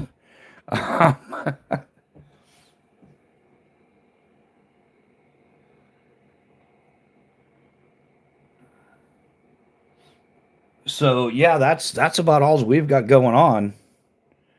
Um, but yeah, as far as yeah, 2026 is going. Yeah, we started ramping stuff up. I've got some shorts coming out. I'm gonna start doing at least 5 or 6 shorts a week. We're gonna stick to um, well, we're definitely doing our Friday and Sunday morning lives, but I'm gonna add some more to the schedule. I think I'm gonna keep the rest of the week random, man, because I have got to get out there and come this spring. Yeah, winter gear was just too expensive and way off budget, so I'm trying to, yeah, everything I invested now is going to be towards getting out for the spring. And yeah, I guess the old gray mare ain't what she used to be, and I'm not digging the cold weather. Like, man, I wish I could enjoy the cold weather like I used to, but yeah, too many stupid human tricks. Now I've got too many plates and screws, and it just makes the cold painful. Like if I go out shoveling for 2 or 3 hours, it takes a while for the old hip to warm back up. But I had 50 head before, so almost doubled the head. Right on. That is awesome, man. Yeah. Hey, progress is progress. That sounds like, yeah. You almost doubled everything. That's awesome. Are they like shearing, or like do you, or are they for eating? Probably cut another foot after that. Oh man, I remember that B&A back in the day. Anybody that shoveled, did you ever go out there with a shovel and you're like, oh, that's a lot of snow? So of course, you attack the task and you get it done and you shovel. And by the time you're done shoveling, like where you started is already like, a half a foot to a foot of snow. So you just kind of like start all over again. Um, yeah, we sold a bunch of cows. Beef is at an all-time high. Man, that's something I would love to do for the family this year. I would like to buy half a cow. Like my oldest daughter had worked in that industry for a little while, and I think she sold me. It's something I've wanted to do ever since. But with the way grocery prices are now, yeah, I would like to buy half a cow, like just totally stock the freezer all at once. When I worked for an apartment complex, there's exactly what happened.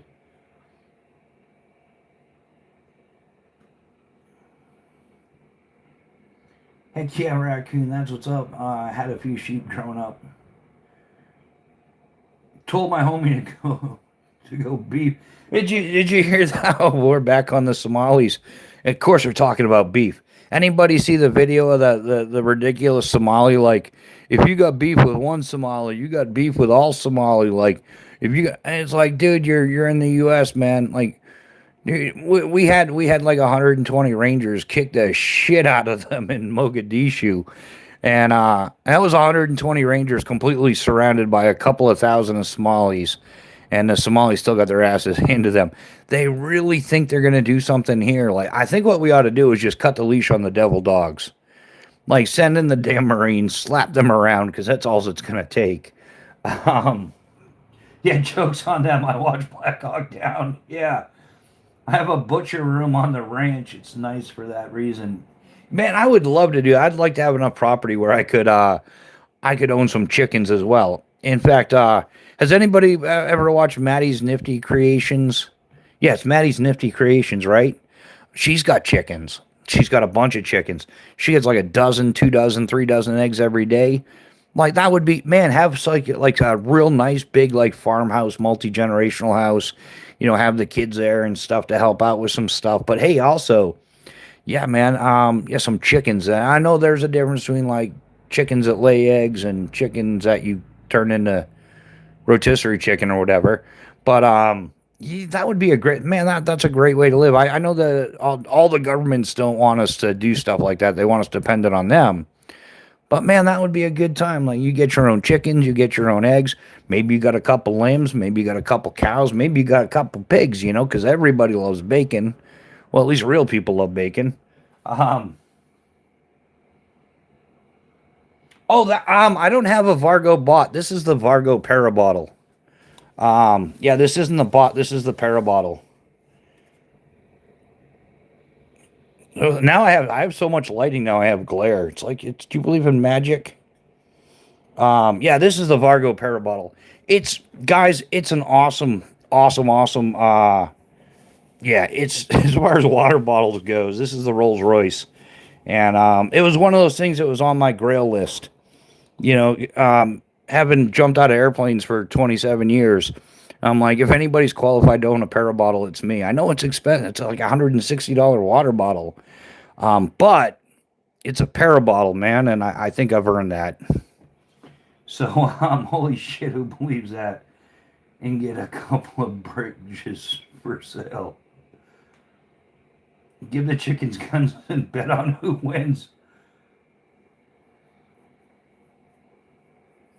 Hell yeah, man. Man, I love cooking up. I've had a rack of ribs once or twice on the channel, actually. I got a rack of ribs in there. I could cook up a rack of ribs. That might be something I do. But yes, my dumbass, I don't know why. I'm like, hey, maybe I'll cut a rack of ribs and I'll post it. And I did. Some of the shit people post on YouTube, man, and I'm a contributor to that sometimes. I did it. I gotta go back to the old way of doing shorts. Like, they've got this shortcut to make shorts. Like, how short does it need to be? But it limits you to like 15 or 20 seconds or something. And it's just like, I think it's for like that mindless doom scrolling. Like, yeah, I can't do that. I did it today. What am I talking about? I'm trying to get back in the groove of doing a lot of different things. So, Mr. Pilat, at one point I did own one high heel, actually. Well, you're bullshitting. So I love that. People come in here like trying to like act a fool or something like that, call me a tool, but it's like, no, really. In classic parachute accuracy, it's one within like a half a centimeter. So you have a 10 centimeter friggin' ring. Now, you jump out of an airplane from like 10,000 feet, and then you fly down, and you got to like land in this 10 centimeter thing. The whole thing is if the target's so small, if everybody put their foot on it, then everybody's landing within that 10 centimeter ring. So what ended up happening is they designed a shoe. It was basically like you would buy some women's shoes and tear the heel off and have it attached to another shoe. It was kind of ridiculous. So whichever foot you preferred, left or right, whichever one you wanted to put down first. Yeah, when you're flaring, you would kind of like hover right over, and then that little 10 centimeter circle, you'd come right in, and it would be like, rather than your whole foot coming down, you would have the heel from the high heel shoe, and that would hit within you'd try to get in the center of the 10 centimeter ring, and whoever came the closest was the winner. Classic accuracy parachuting competitions. So yeah, that's the kind of heel I wore. Well, there's a good answer. Why, were you hoping I had a pair to loan you or something? Is that what you're getting at? Yeah, give the chicken plated. Exactly. Yeah, I think that's the reverse psychology we're using on these tools nowadays. Like when they come in acting the fool, it's just like, we'll treat you like the tool you are. Yeah, because Gen X, we got some weaponized sarcasm. And long before you hurt my feelings, I'm just going to retaliate. I'm going to fire back and fire for effect. Oh, the bigger can opener, the P38 is the smaller one, which I don't have out right now. I think it's in my chest rig. But the larger one is the P51. Is that what you're referring to there? One make a dent with the heel. Yeah, exactly. Yeah, ground fog lets it out in plain English. Like, yeah, there's no, we don't give a fuck about your feelings here. Like, go cry to your mama, talk to a friend, get some help, ask her for a hug. Um,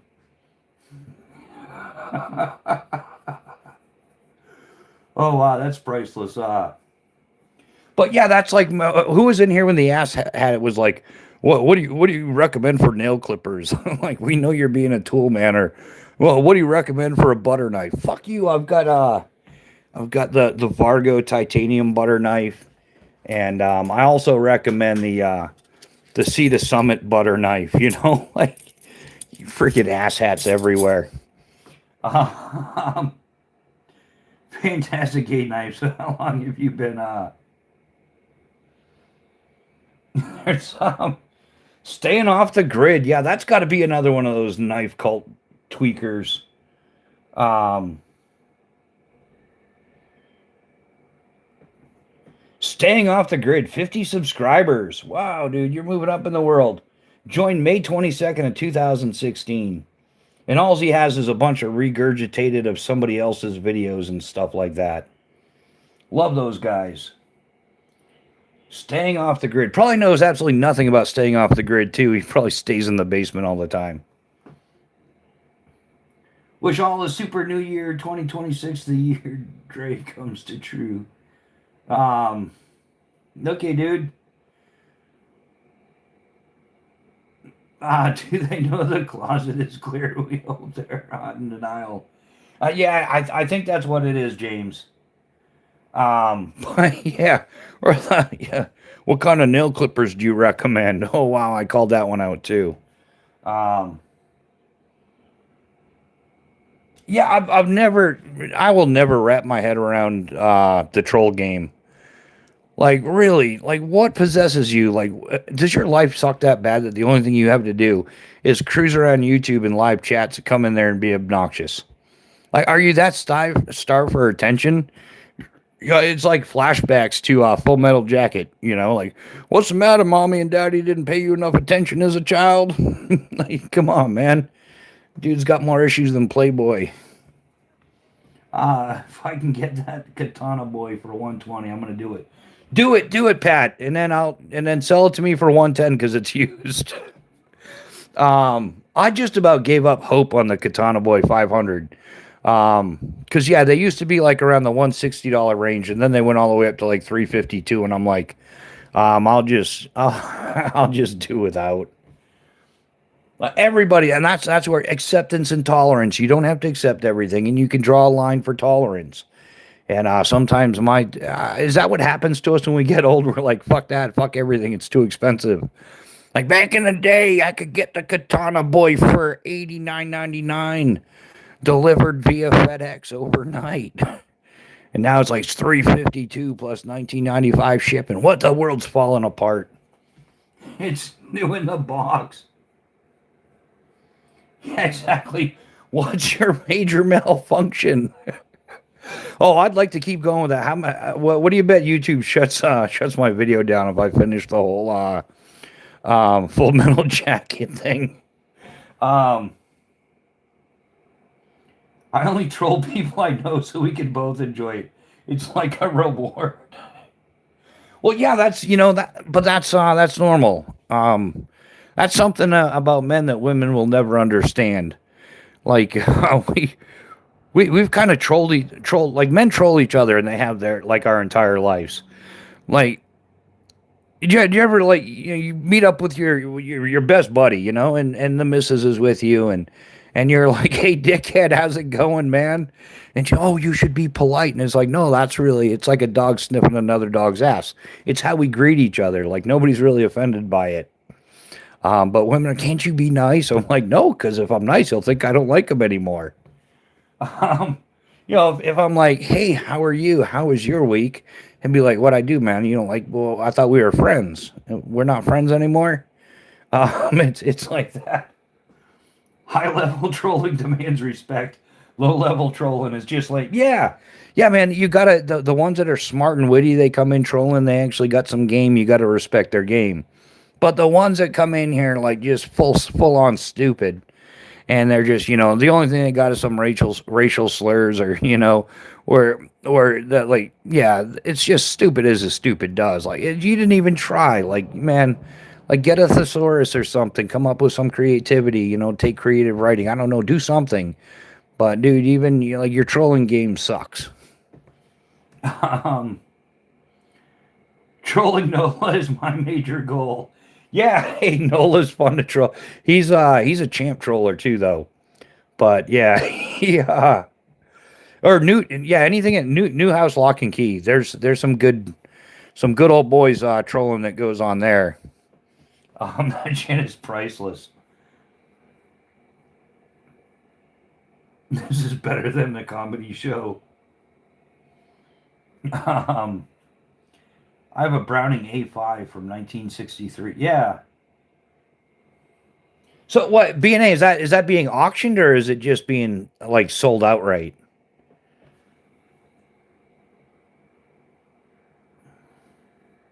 Yeah, I agree. Yeah, man, that's something. Especially if the people like if you're gonna jump into a crowd of Gen Xers, yeah, your trolling better have game. You're not gonna hurt our feelings or anything. I know there's dudes that we're still living rent free in their head. Like I think B&A said it best on this channel. We like to troll the trolls, and we're one of the few channels that probably does it. B&A, you looking to transfer?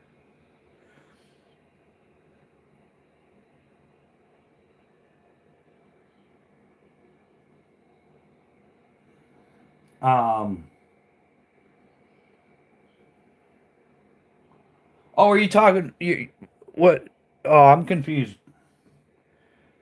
Um, the best part of the troll is uh, the stain their mom left on the mattress. Yeah, oh yeah, yeah. We've told a few of them like that, like. Oh, um, um, yeah, James. Actually, I do, man. Um, just messing always wins for the Tigers. But hey, we get professionally trolled here too. There's some channels that I've hurt their fifis, and they're like, "Oh my God, you hate Chinese knives? You're for America!" Like, and they get all crazy, and yeah, they've trolled me, and then they've come in here straight up like trying to argue with me and shit. It's like, whatever, dude. You know, like you're just yeah. Anyhow, um, hello, what is the fixed blade, please? Okay, the one on the front is the Phobos Knives Tier 1 Mini. It's in CPM 154 CM. And we'll just do the quick overview here. And the fixed blade on the back is the Tier 1 BC. This is in Magna Cut. It's got a bow drill divot, a ferrocium rod, finger choil there for choking up. And you can still pinch grip it, you know, if you're going to shave a little white birch or something. Yeah, great all-around knife, comfy in any position. And yeah, it'll do most anything if you got the skills to do it.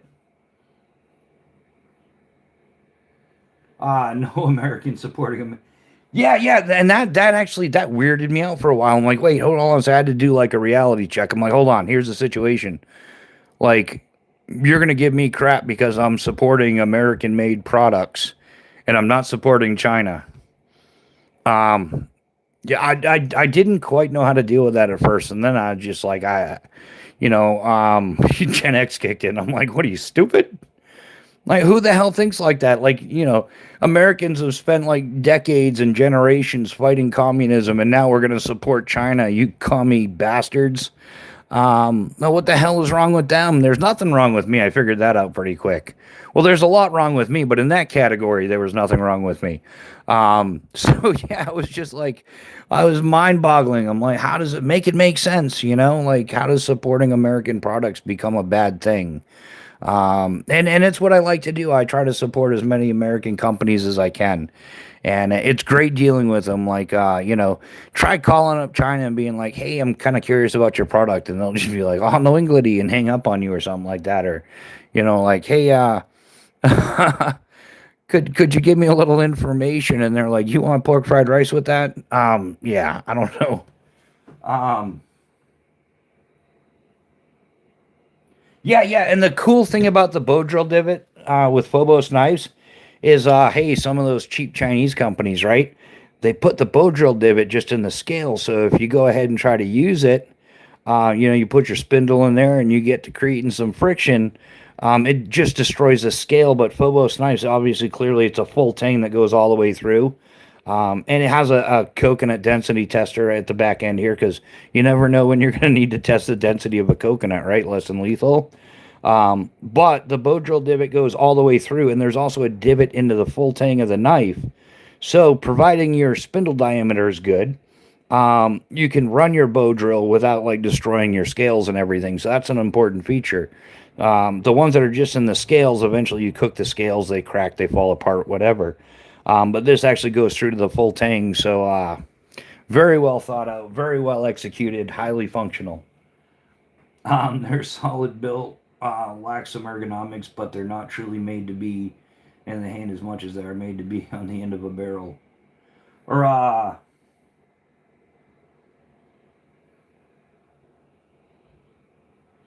yeah, so these are made by Phobos Knives. Phobos is for operators by operators. Owned and operated by Eric Hansen. He's a 22-year veteran of the U.S. Army. He served as an 18 Delta Special Forces medic, so those guys are well-versed in survival and everything like that. Also, prior to the military, he was an outdoorsman as well as post. So you got a lifetime of experience from a guy who, they only know how to do things one way, the right way. So yeah, very well designed, very well executed. Pays every attention to detail. Like high quality knives for sure. Snowhawk 2 for the Phobos divot. Ground fog, you definitely for you can, man. Yeah, I would put a little beeswax in there. But hey, man, you do you, boo.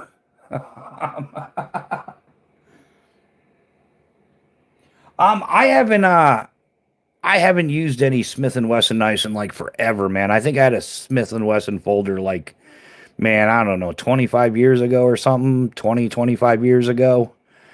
So yeah, I wouldn't be able to give you any current information on it. I don't know. Maybe somebody in the chat that knows more about it might be able to help you out, but I really don't have any. Yeah, I'd be guessing, and I just don't like that. I use Spyderco folders mainly. Yeah, you do, B&A. Oh, the one on the front. We just showed that one. And yeah, we're going to try to be a little bit courteous. A little please and thank you every once in a while would be a common courtesy. And yeah, the Tier 1 Mini on the front is the CPM 154 CM.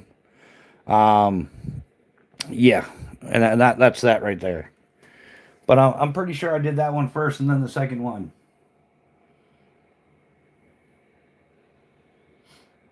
Yeah, and then attached to the sheath, I have an Olight i3T EOS.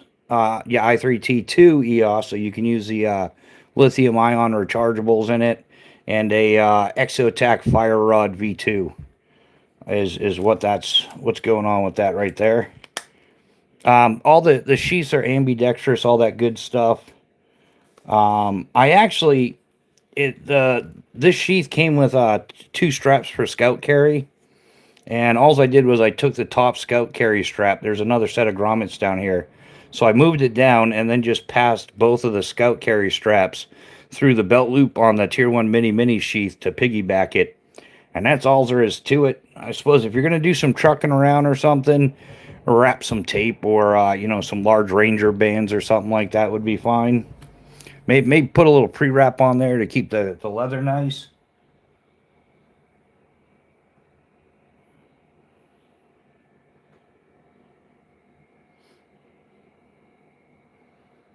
12 here that I can find.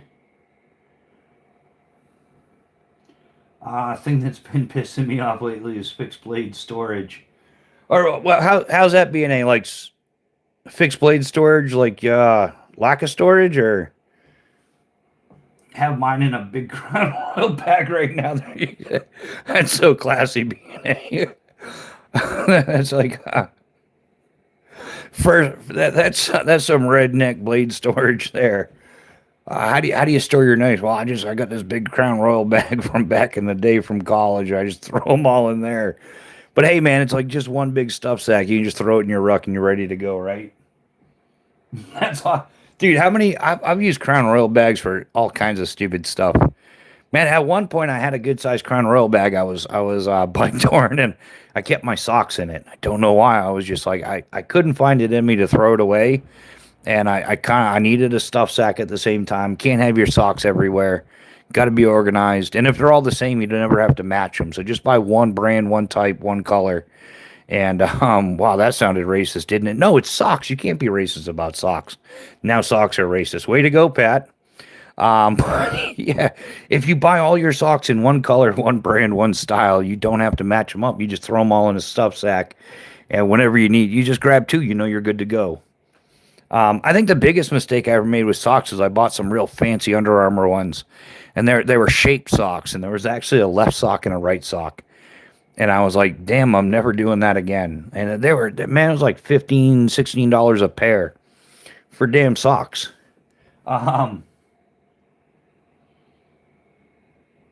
Yeah, buy the sheets. Put hockey pucks in the bags. Yeah, oh yeah, man, hockey pucks. That would work too. Man, I haven't played hockey in like forever. I would be down for a game of hockey. Give me a 10 or 15 minute warm up on the skates though.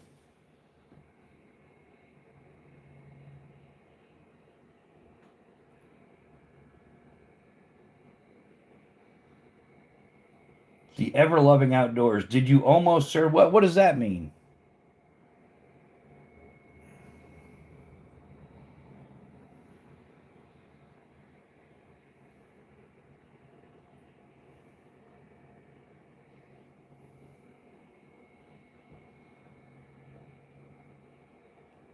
My buddy uses dollar store taco trays. Um, Yee yee bar. All right, good night. Thanks for hanging out. We definitely appreciate you being here. It's been an interesting night to say the least. Um,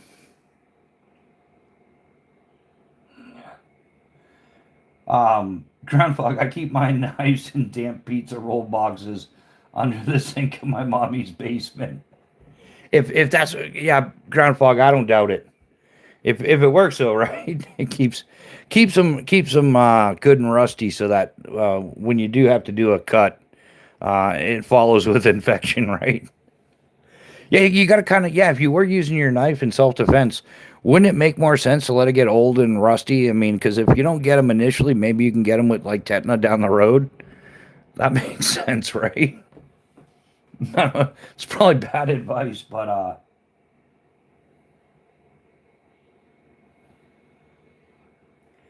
um, just making sure I didn't miss any comments, guys. I'm actually yeah, I'm getting pretty good at keeping. I usually keep up with all the comments. We're usually good like that.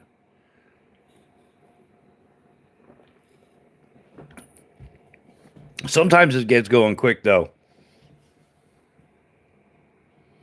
Grandma got the tetanus poison factor. It does. It makes sense. So there's no point in having a polished, super clean blade if you're going to use it in self defense. Like, yeah, you're better off dirty and rusty, and yeah, take them down with tetanus. That would be gross. Wow. Um. See, this is what happens when Mrs. Bushcraft has me spend my morning watching cat videos. It's downhill for the rest of the day. What could possibly go wrong, Groundhog? Ground Fog, man. Hey, guys, speaking of Ground Fog, Ground Fog has a Discord channel, all kinds of information, all kinds of topics. If you haven't checked him out yet, definitely check him out. He's a regular in the community. He's here, there, and everywhere. He's got a great knowledge base as well. So yeah, Ground Fog. If you want to drop your link for Discord, man, go ahead and drop it. So if there's anybody new in here that wants to check it out, great place to have a social, exchange some information, exchange some knowledge. Less censored than YouTube, that's for certain. So a rusty nail pew would definitely screw up your day.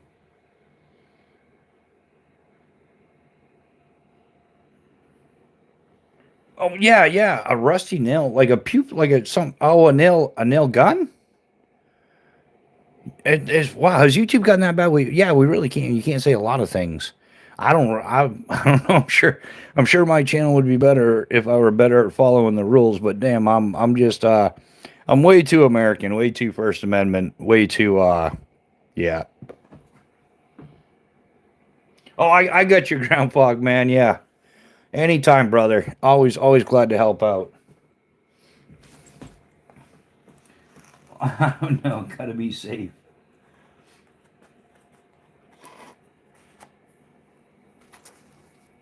Yeah. So what else have we got? Yeah. So hey, it's 2026. We got lots going on. I think. Hey, I think we might actually hit that 1 million tonight. That was. Hey man, when it happens, it happens. I've been kind of waiting. I think it took longer because I got excited about it. And then I think I jinxed myself. Like the universe tends to unfold as it should. I got a little too excited about it. So like last Sunday when I fired up the live, the universe said, "You'll have no sound today, dumbass. You're gonna wait on the things you want." Like, I've already, man, I'm 51 years old. I don't need to learn any more patience. I'm limited on time. But yeah, hey guys, there's Ground Fog's Discord. If anybody wants to, check that out, like I said, lots of information, lots of exchange, conversation, so on and so forth. Yeah, everything from water procurement to overlanding to general conversation and a lot of things in between. But yeah, definitely check it out. It's a good time. Yeah, 2026 hit with sticks. Man, I think 2026, if we've been ramping it up, man, I think 2026 is going to be like next level from 2025. Yeah, a lot was revealed in 2025, not as much as we thought was going to be, Epstein files. But hey, man, people are getting pissed. And I think we're up for some trying times, some exciting times, and I think some times are going to change. Um, it absolutely has to. They have to change some shit. This shit with working Americans to the bone, driving everybody into poverty while you've got illegal immigrants like living up large. Yeah, that shit's not gonna fly here in America. And unlike Europe, we still got our guns. So yeah, food for thought there. Um, there's only so much that they can do, and there's only so much you're going to get away with. And I think, yeah, this is no doubt about it. The Somali fraud, from the people I've talked to, I haven't seen Americans this pissed in a while. Like, they're just downright pissed. If we're like 2 minutes late paying our taxes, they're gonna nail you with compounded interest daily up to 25% and blah blah blah blah blah. But meanwhile, they're giving our money away to everybody. Like, not just like 97% of foreign countries receive aid money from the United States. But that's not enough. You got to import millions of them and then give them even more tax money. So if you cut out all the foreign aid, all the bull crap, the illegal, they're not even illegal immigrants anymore. They're not asylum seekers. They're invaders. Yeah. They didn't come here seeking asylum. They came here to and rip us off. I think we're still live.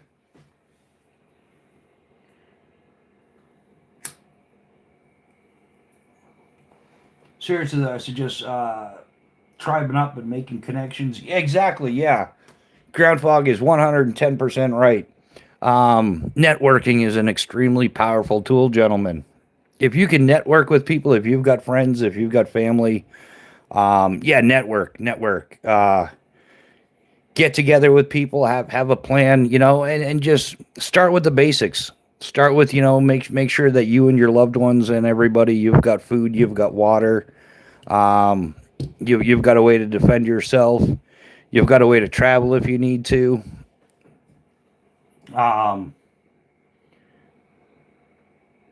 Reminder, Palantir is now a thing and going to get worse. Operate accordingly. Yeah.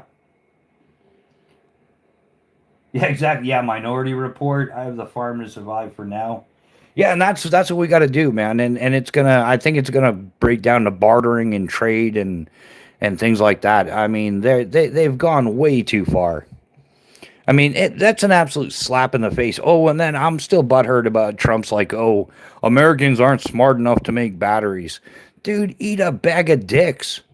Like, what kind of, like, talk about insulting, like, just too many. Yeah, maybe some of these immigrant Somalians with an average IQ of 6'7", 67. Is that where that comes from? I'm wondering, is it just referring to stupid people?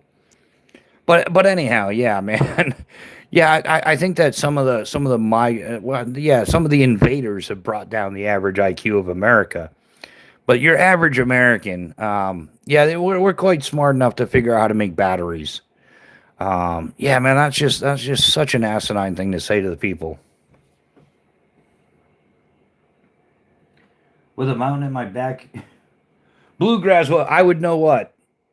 Oh, he come in here thinking, let's see what this is all about.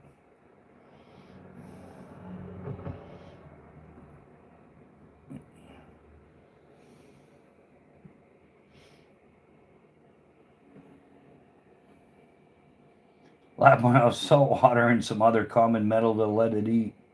Yeah, but I mean, yeah, you can get into lithium batteries and all that, but come on, man, saying that, yeah, it just make it make sense. And then, dude, the problem is these third worlders aren't coming in here just like figuring this shit out on their own. There's a lot of involvement from the upper echelon, like Tim Waltz, Tim the Tampon Waltz there. Then to believe he was almost the vice president. I have no doubt that he's way more involved in things than what people are saying. There's a lot of them in that category. And all the insider trading. I mean, look at Dan Crenshaw. Yeah, I'd like to hear what was going to go down with that, but I guess that interview got canceled. Yeah, I'd like to know how it is. Yeah, like Ilhan Omar, she went into office negative $65,000 in debt, has $174,000 a year salary, and within a few years is worth $30 million. Just the math ain't mathin', guys. And that's all of them, like Piglosi does the same thing. I'm sure there's Republicans involved in that crap too. And I have no doubt that there is, because if there wasn't, they would have nailed the Democrats for it already, and vice versa. If it were just the Republicans doing it, the Democrats would have nailed them. And if it were just the Democrats stealing money, then the Republicans would nail them. So it's both of them. It cancels each other out. Um, it's more bread and circus and smoke and mirrors than what we realize. I think. Minus, yeah, lots. Yeah, potato batteries, right? Hey, we can at least run a clock or something or a small light bulb.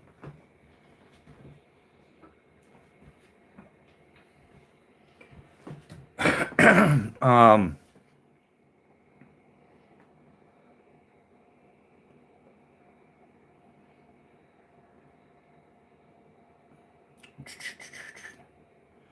but yeah, there's a lot more going on than what we thought. East Fisherman, hey brother, how you doing? I got a fort. Oh, nice man. Hey, congratulations on that. Yeah, fort. Did you already dress it out? Like, yeah, how much did you get off of that one? I'm more, man. I used to like, I was more like a table hunter than a trophy hunter back in the day. At least that's how I was raised. But yeah, congrats, man. That's a nice buck there. Unless it wasn't a Florida deer, was it? They're pretty tiny. But yay, yeah, happy new beer. It's I think it's gonna be a great year. Yeah, it might not be the most peaceful year coming up, but I think that progress is gonna be made somehow.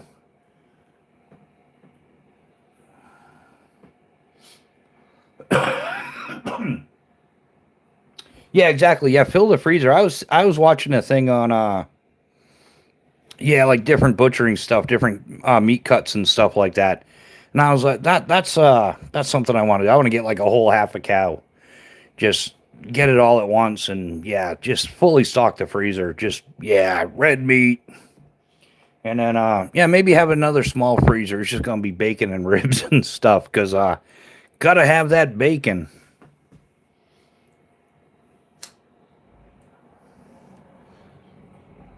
So how's everybody's weekend looking? Pretty good, or B&A, you got more shoveling to do, or is that going to be it?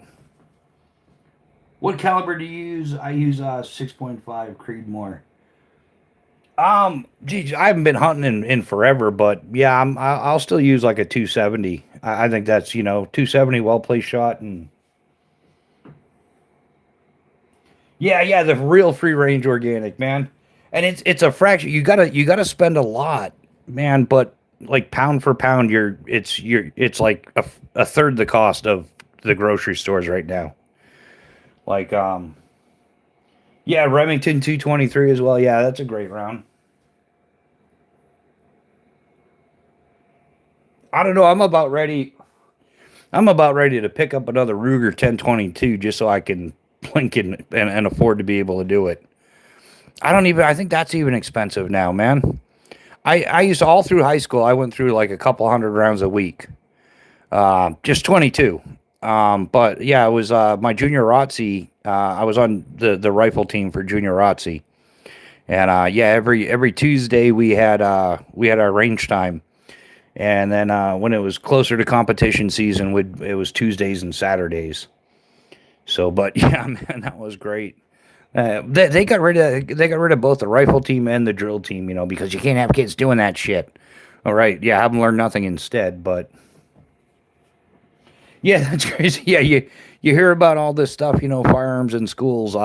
Me and all my buddies every Tuesday we used to go to school with our rifles, and there was a safe in the Commander Doherty's office, our commander.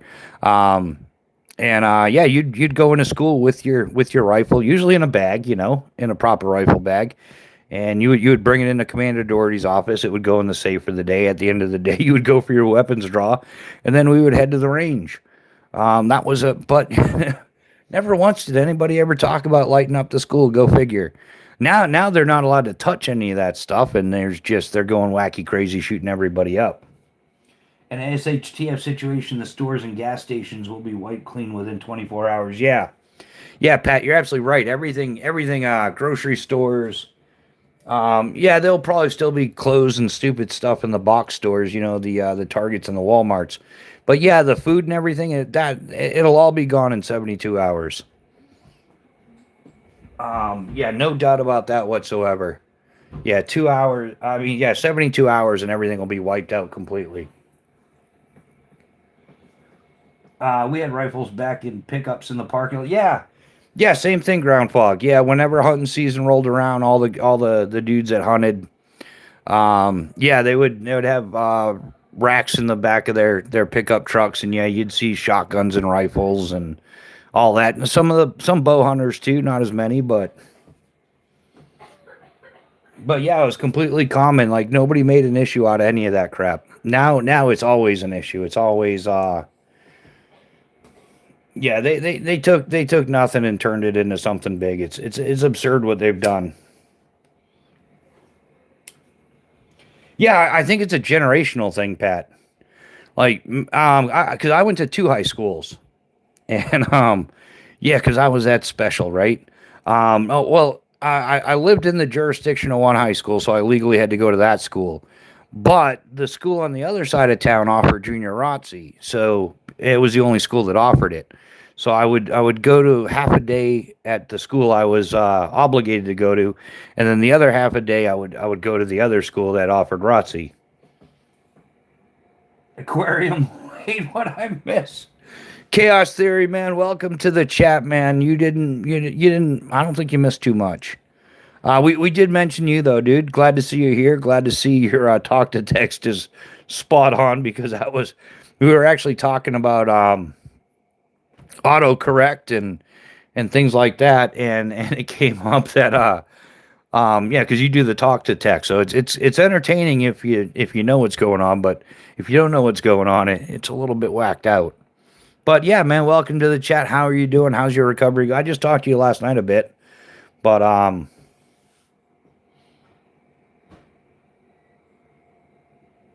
yeah, and then every time I go to think, I think about sending you a text. I'm like, well, that's kind. I don't know if you can see yet. That's kind of counterproductive. But yeah, man, hopefully you're resting up and life is going good. I'm sure everybody's a little bit curious as to how you're doing.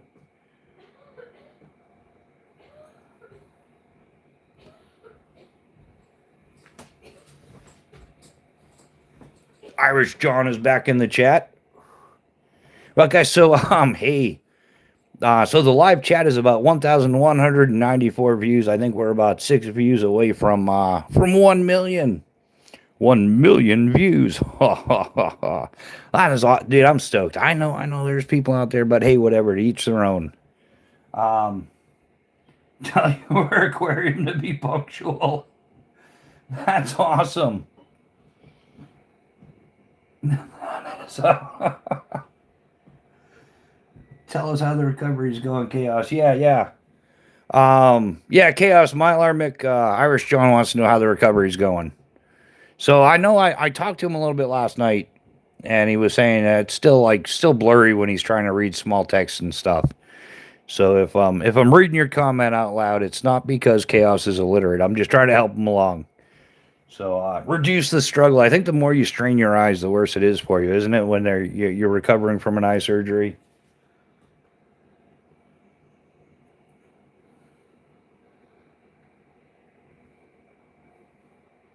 Yeah,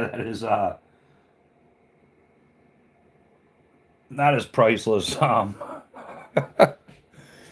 B&A, how's that deal going on that saw, buddy? Is that so? Yeah, that's like an eBay. You got to bid on it, not vote on it.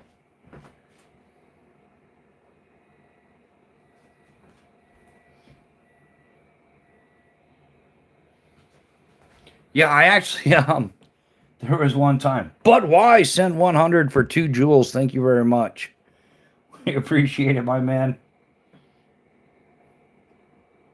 Oh, it was on Craigslist. Okay. I don't know why I was thinking eBay. Did I ever tell you about the time I invented eBay? Well, it was one of those times where just, we're talking about I was getting rid of some stuff, getting ready to move to another drop zone. And I was like, wouldn't it be great if you could, like just put this stuff here, there, and, and you could put like a minimum and then, people bid on it and shit like that. And my friend's like, dude, that already exists. I'm like, no, come on, really? He's like, yeah, it's called eBay, you dumbass. And I was like, seriously, you just messing with me? Like, I thought I invented the online auction. Oh, I was so detached from the technologies, but Yeah, the more small text I try to read, it gives me headaches. So I just try to avoid it a little bit. Yeah, yeah, that's what I figured, Chaos Man. That's why I haven't been blowing up your phone lately or anything. Um, yeah, it's probably going to take a while, but hey, man, it's a move in the right direction as long as it works out better. Tony Gilbert, welcome to the chat. It's going well, man. How about yourself? We're hanging out, having a good time, and holy poo poo stink, guys. Yeah, I can't wait for this next YouTube update with the information there because I'm 99.9% sure we've officially hit 1 million total views now, so I'm stoked about that. And hey, we're gonna at least double that for 2026. So now we're gonna get at least a million more views, at least maybe two. It'd be nice to hit 3 million views by the end of the year, maybe more. Who knows? It's a pull saw. Yeah, Tony, it's a pull saw. It's a Silky Gomboy Outback 240. Well, if you had some $3,000 glasses, maybe you could see better. Yeah, yeah, you just got to open up a Learing Center. And did you guys see that? Yeah, holy crap, that dude was just lying through his teeth. They broke in. They stole the client list, the employee documentation, and the check stubs, from the payroll books and stuff like that. And they broke in through the wall, but only the inside of the wall was broken. And apparently the local police investigated and said there was no break in here. Yeah, so that should be like fraud as well, right? I personally prefer push saws now, easier on your arm, at least for me. Oh, I slapped that weirdo. I saw that. Yeah, isn't that? Yeah, and he's sitting there wearing like $2,500 glasses and a $1,500 watch and all this other stuff, and he's running a little daycare. But yeah, they're finding that stuff all over the country. They found it now. It's in like Columbus, Ohio, and someplace in Washington State, and right over in Portland, Maine. Yeah. So that's what happens. Oh, us, or the racist, bigot, Islamophobic, anti-Semitic, transphobic, whatever the hell else you want to label every. Oh yeah, I forgot. Oh, fascists and Nazis. That's what they label everybody now. That said, you import the third world, you become a third world. Like it's not going to work out well. In inviting people to the country that's the whole thing. They really weren't invited, were they? They came here seeking asylum, even though that doesn't make any sense either when you look up how that actually works and how they actually conducted it. Yeah, it's absurd. They come here like seeking asylum, seeking refuge. Please, Americans, help us, and we're like, okay, we will. And then they rob us freaking blind and laugh in our face about it. Like they've got footage of like Somalians in a Home Depot, like just randomly giving some guy a hard time. They're all dressed up in the finest threads and like they're wearing some money. And then they're whipping out wads of cash like you're just jealous because you don't have this. It's like, yeah, because we're not fucking retarded and we know that fraud is illegal. I mean, like most of it, I know there's people that get away with it. There's people are going to try it. There's criminals in every society. But it's not the entire society. Most of us are law-abiding citizens. And that's why we don't have a whole bunch of money from fraud. In fact, we have less money because all the fraud that goes on, all those kleptomaniacs, those huge group smash and grabs, they go rob stores and then they're like, why'd the store close? We can't buy shit now. Well, because you dumbasses robbing it all the time. That's why. Oh man, I was at this store. It's wild. They want $45 for 200 caps. Now it's wild.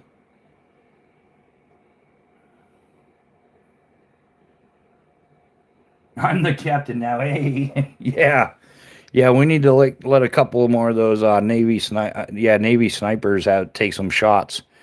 But yeah, that's the audacity of those people to come here, seeking asylum, seeking refuge, and then just robbing us blind and then laughing in our faces about it. How they haven't had their heads slapped off their shoulders yet is beyond my understanding.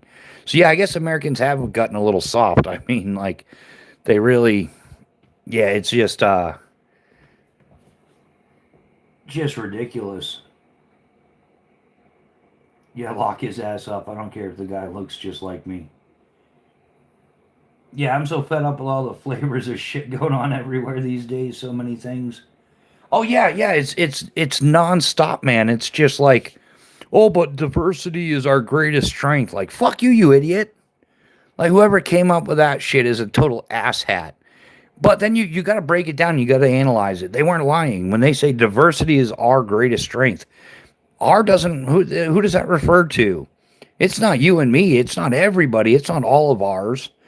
But it's theirs, and then they're just kind of like throwing it in our faces the way it's come across now.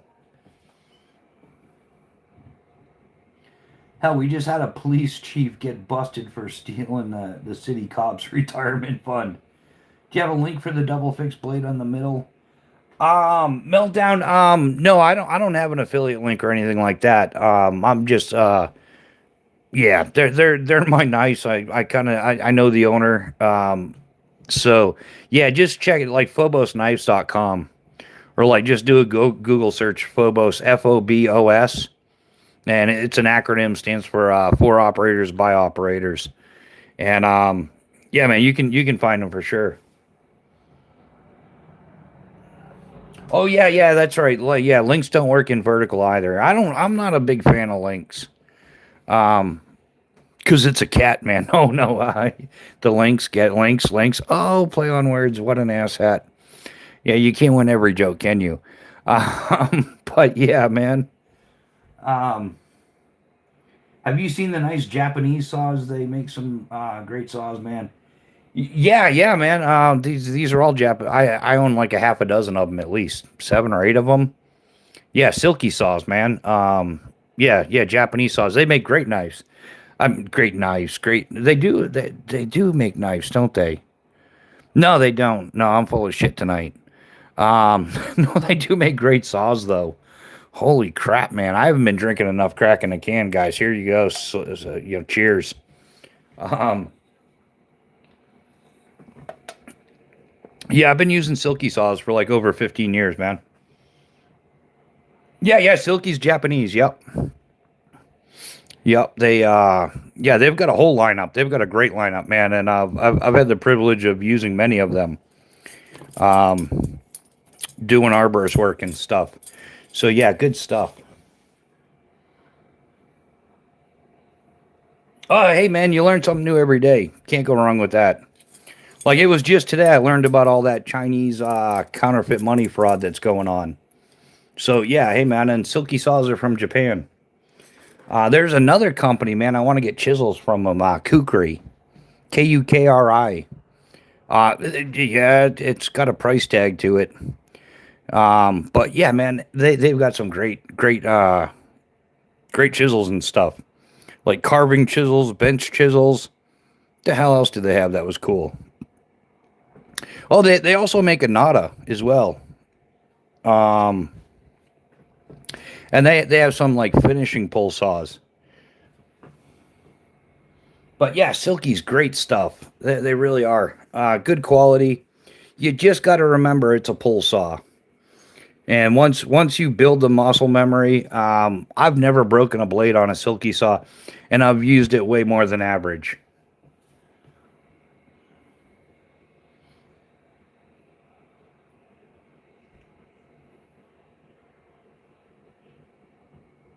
Oh, the no Phobos knives. The knife here. It's a Tier One BC is the model. Tier One BC from Phobos. And the one on the front is the Tier 1 Mini Mini.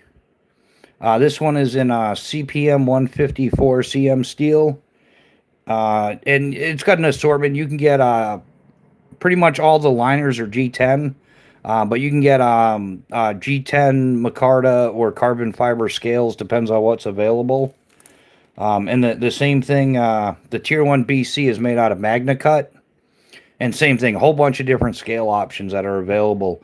And they come either PVD or stone washed, depending on what your preference is. Here's a couple of good examples. Dude, this is, you know what's weird? First time in my life I've ever owned two of the same knives, like on purpose. Um,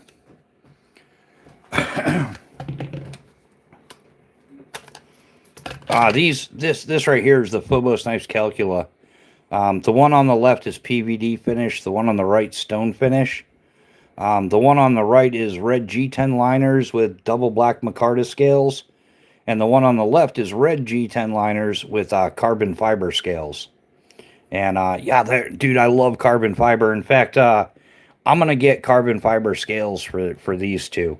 Like, I have to. Even if I got to get the whole new knife. Like, then yeah, my little trifecta bladery is perfect.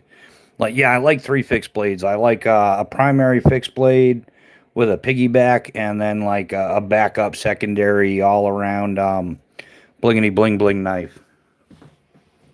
Oh man, I found some chestnuts today. I'm gonna season it and make something out of it. Maybe I'll save it for a few blanks. Tajima is a cool Japanese tool brand I like. I think I've heard of them, Pat. Tajima? Not 100% positive. I might, it might be something I saw, but yeah, my buddy Brian F can make some carbon fiber scales for those. Yeah, man, I know Brian F. Yeah, I should talk to. I don't. I think Brian F and I are still pretty cool. I hope. I think I haven't seen him around in a while. And the Calcula comes with Kydex sheath.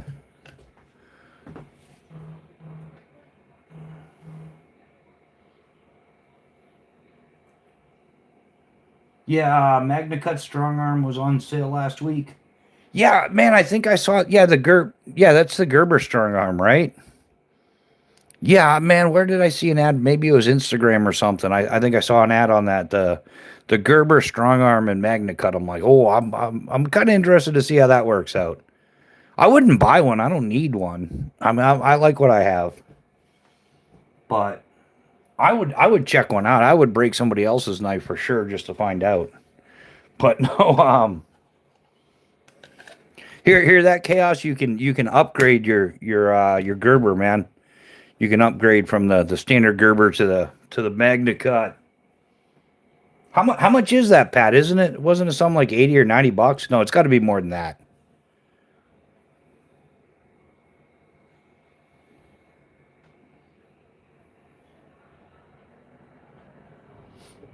Yeah, that's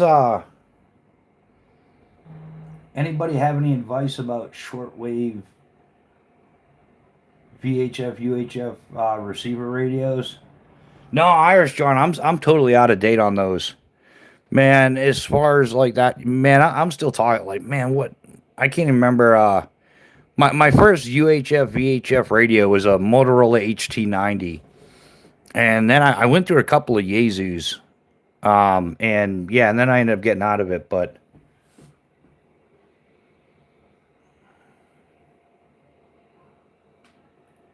you're doing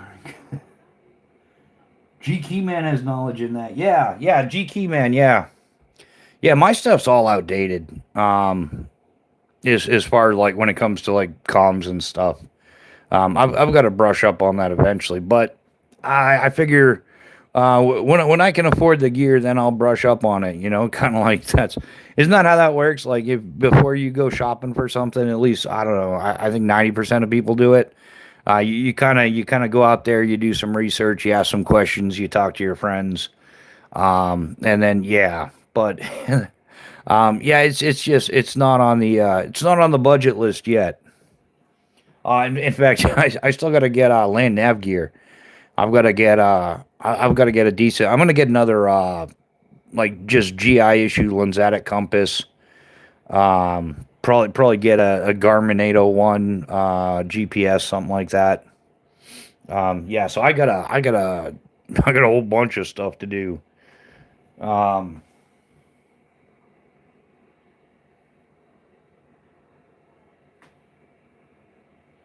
yeah, Bando gets into some of the radios and stuff like that. He's also got that new what's it called Mesh-tastic, right? That's a whole new kind of communication setup. I'm interested in that as well. But yeah, I don't like most things. If it's new to me, I don't consider it a part of my kit until I've got it figured out. Until I've got it like, yeah, I've done my research, I've made my purchases, I've done my own field testing, and um, yeah, it's hard. They'll send you the books for free. Matter of fact, I'm sure they're free somewhere.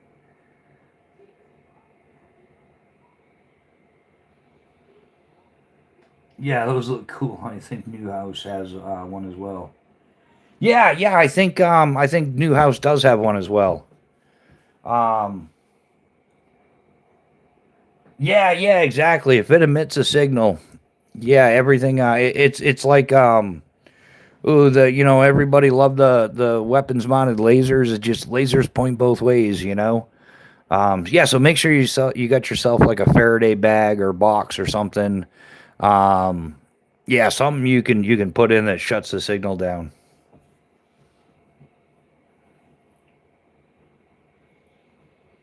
Yeah, yeah, exactly, Tony. Yeah. If yeah, I've got to make sure I know how it works. I got to make sure I can work it before it ends up in a kit. And that goes all the way across the board. In fact, there's another one. A dude came in like, "What do you camp in your backyard?" It's like, yeah, I do quite frequently actually because that's where I field test my gear. So rather than being 50 miles out of my way, 20 miles out of my way to find out my sleeping bag sucks and it doesn't nearly work to the rated temperature that the company said it would. Yeah, I test it in the backyard. I backyard test a lot of that stuff, and that way, there, if it turns into an absolute suck fest, I'm not. It's not a suck fest. I just like say, "Oh, this sucked," and then I get up and go in the house and turn the hot blanket on and go to bed. Yeah, so that's the way. Yeah, field test, like no field test, but home test. And in fact, back in the day, I spent quite a few nights on my back porch, like sleeping on my back porch up in northern New Hampshire, like just to test the sleeping bags and stuff, a new sleep system or something. Um, Magnetic North Adventures, Happy New Year to you as well, man. Hopefully your New Year is off to a great start. I think everybody's is. I think it's a different year. The world's changing. But I think that I think we're on well, we're going into our 6th year of stupid, since 2020. So I think everybody's a little bit more on top of it. It's not as much shock and awe as it used to be. Everybody's kind of adjusting and doing their due diligence and making plans. The thing next to the flag patch on the right here. Oh, this is a MSR canister stove. So much better than that little plastic thing that comes with the jet boil. Much wider as well. So, and it'll fit any size canister. I've got a small one right here, but yeah, you put any canister on, and then it's got this like little locker right here, and bam. So it'll give you this is the small canister. What is this, 4 ounce or something? Man, I've been using these forever. Can't even tell you. But anyhow, it'll fit any of the three common size canisters. Much wider base. So yeah, it's if you've ever been out camping, if you've done enough camping where you knocked your soup over, your can of spaghettios, whatever it was you were heating up, and then well there went breakfast.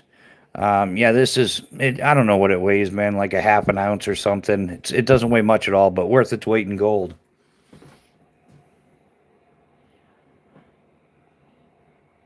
Um,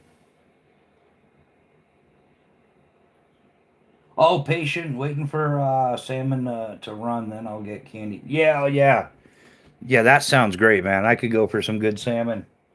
Um, I heard of some guys doing op 4 and seals mutt training. Their tech drone operations are wild. Everything's different now. Hendo could tell you. Oh yeah, yeah. That whole stuff, all that modern stuff with drones and everything is crazy. Didn't they just they did away with DJI drones, right? Like they can't import those or what's going on?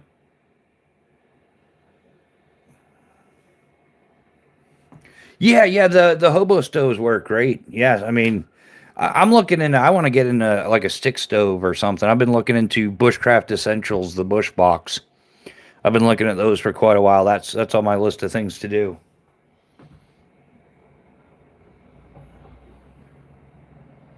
I got a portable shower pump off Amazon. It's rechargeable, and if you heat water, it works great. Yeah, I've got a gravity fed one. I've got a 12-liter MSR, the Drome Day. It's like a heavy duty. I think it's like 1,000 denier Cadora. Um, yeah, I've got one of those with like a little shower head tap thing on it. And that thing works great. I used it for years, and it's nice because the inlet, the opening uh, for the water bag, it fits the MSR Waterworks pump or whatever. It screws right on there. So yeah, real convenient. I'll bust it out eventually. I'm sure once I get out doing something, I'll have it out there. Can't get anything gas powered sent into California. Yeah, that whole new scum. He's destroyed that place. Like California had its issues before, but damn, it's like a whole separate, different, whacked out country now with their own, firearms laws, and they don't really care about the Constitution or. Yeah, they're another one. Yeah, when he started, he had some kind of surplus. I forget what the surplus was, but now they're like 80 something billion dollars in the hole. But they've got all that money coming in from Silicon Valley, all that stuff.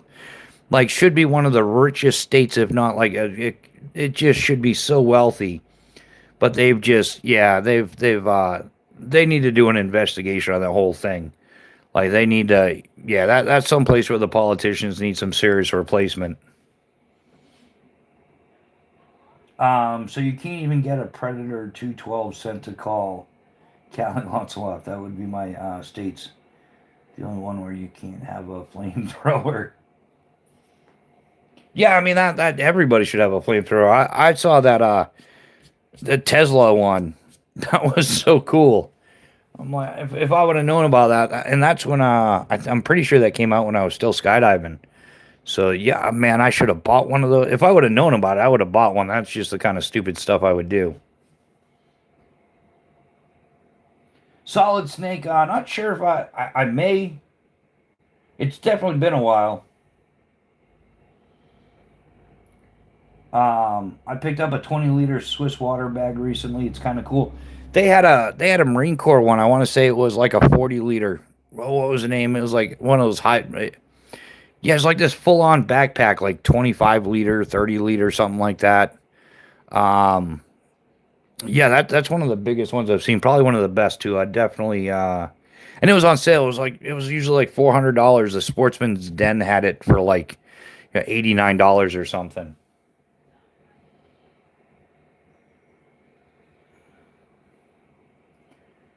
Bro, I want one to melt the snow so bad. Yeah. Um,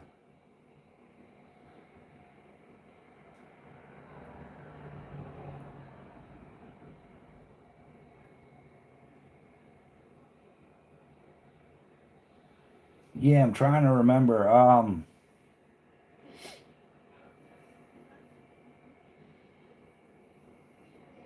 Nice bike.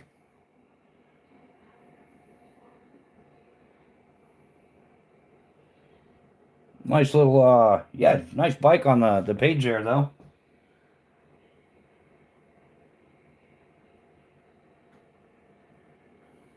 Yeah, that's the thing with yeah, when the snow melts or whatever, yeah, then it refreezes. Yeah, we get a lot of black ice around here too.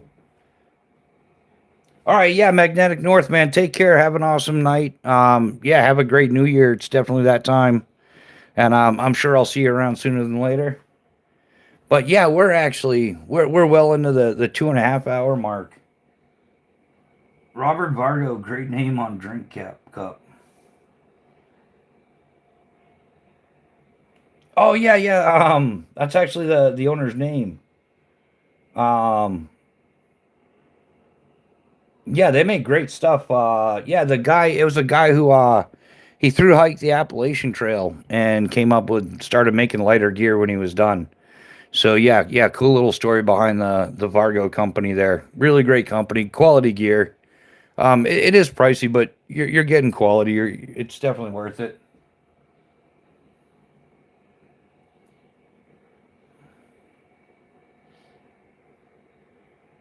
I'm having a shot of whiskey. Nothing wrong with a shot of whiskey, man. Yeah, I might have to. I don't know. I don't really drink anymore. I think I've just gotten kind of outgrown it. Got a little too old for it. I don't know.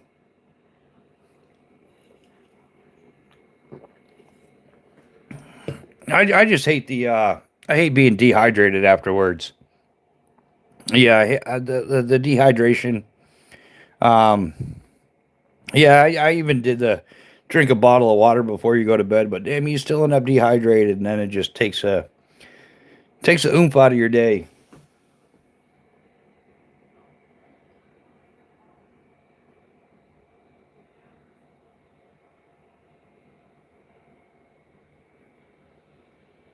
Yeah, the AT is no joke, man. It's yeah, it's I did the gap in a few years ago. It almost killed me.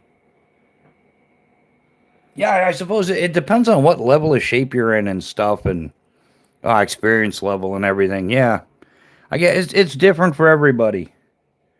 Um, yeah, I think everything is like that, you know.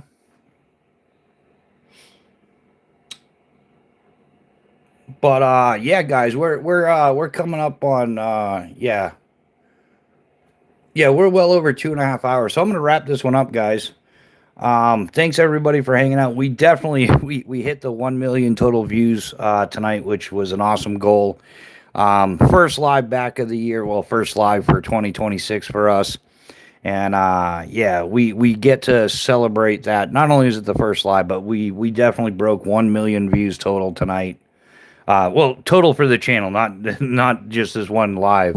But we've hit 1 million views total. So yeah, something I've been looking forward to. A nice little personal goal, benchmark, whatever you want to call it. But yeah, I'm excited about it. It's going to be an awesome year. We're gonna crank out some content this year. Quality over quantity, though, is going to be our goal. So that's our goal. That's what we're going to work towards. Hopefully, we're going to be expanding a lot this year. A lot of opportunities have been presented to us. Working hard at everything, trying to put everything together. So tons of work going on behind the scenes. And yeah, hey, we're gonna bring it to you this year. And but hey, thanks everybody for being here. Not just tonight, but hey, all like I think everybody here has been around for a while. And so we definitely appreciate your patience. We appreciate your support and still being here. And good luck, 73. Congratulations on hitting the goal. Yeah, hey, thanks, Mylar Mick. We definitely appreciate it. Irish John's been around for a while. Yeah, congrats, Tom, on 1 million views. Yeah, thanks, BNA. We definitely appreciate you, man. And yeah, so hey, we're gonna bring a lot more to you. So yeah, I guess pay attention. Make sure you got the notification bell checked. Not that YouTube does anything with it most of the time. And I'm speaking from my experience. I very rarely get notifications. I got to keep track of almost everything. But yeah, we'll definitely be we'll be out there, man. We'll be cranking out some content. So it's gonna be a little while before we can do the videos we want to do, the long outdoor videos. But until then, we're gonna keep cranking out the lives. We're gonna start cranking out some shorts. I'm gonna toss the coin on doing some tabletop gear reviews, but well, we'll see what happens. Um, by the way, I was the guy who was on about Jack Carr.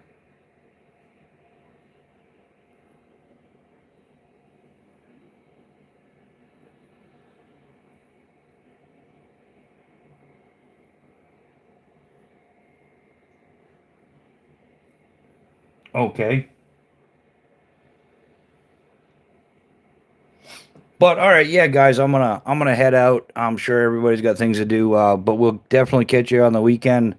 We're definitely having our live Sunday morning 70700. Maybe a little earlier if people are up for it. May throw some stuff up tomorrow as well. But yeah, I'll definitely see you over the weekend. Have a great weekend, everybody, and thank you once again. Happy New Beer, everybody. Have an awesome night. Later, all.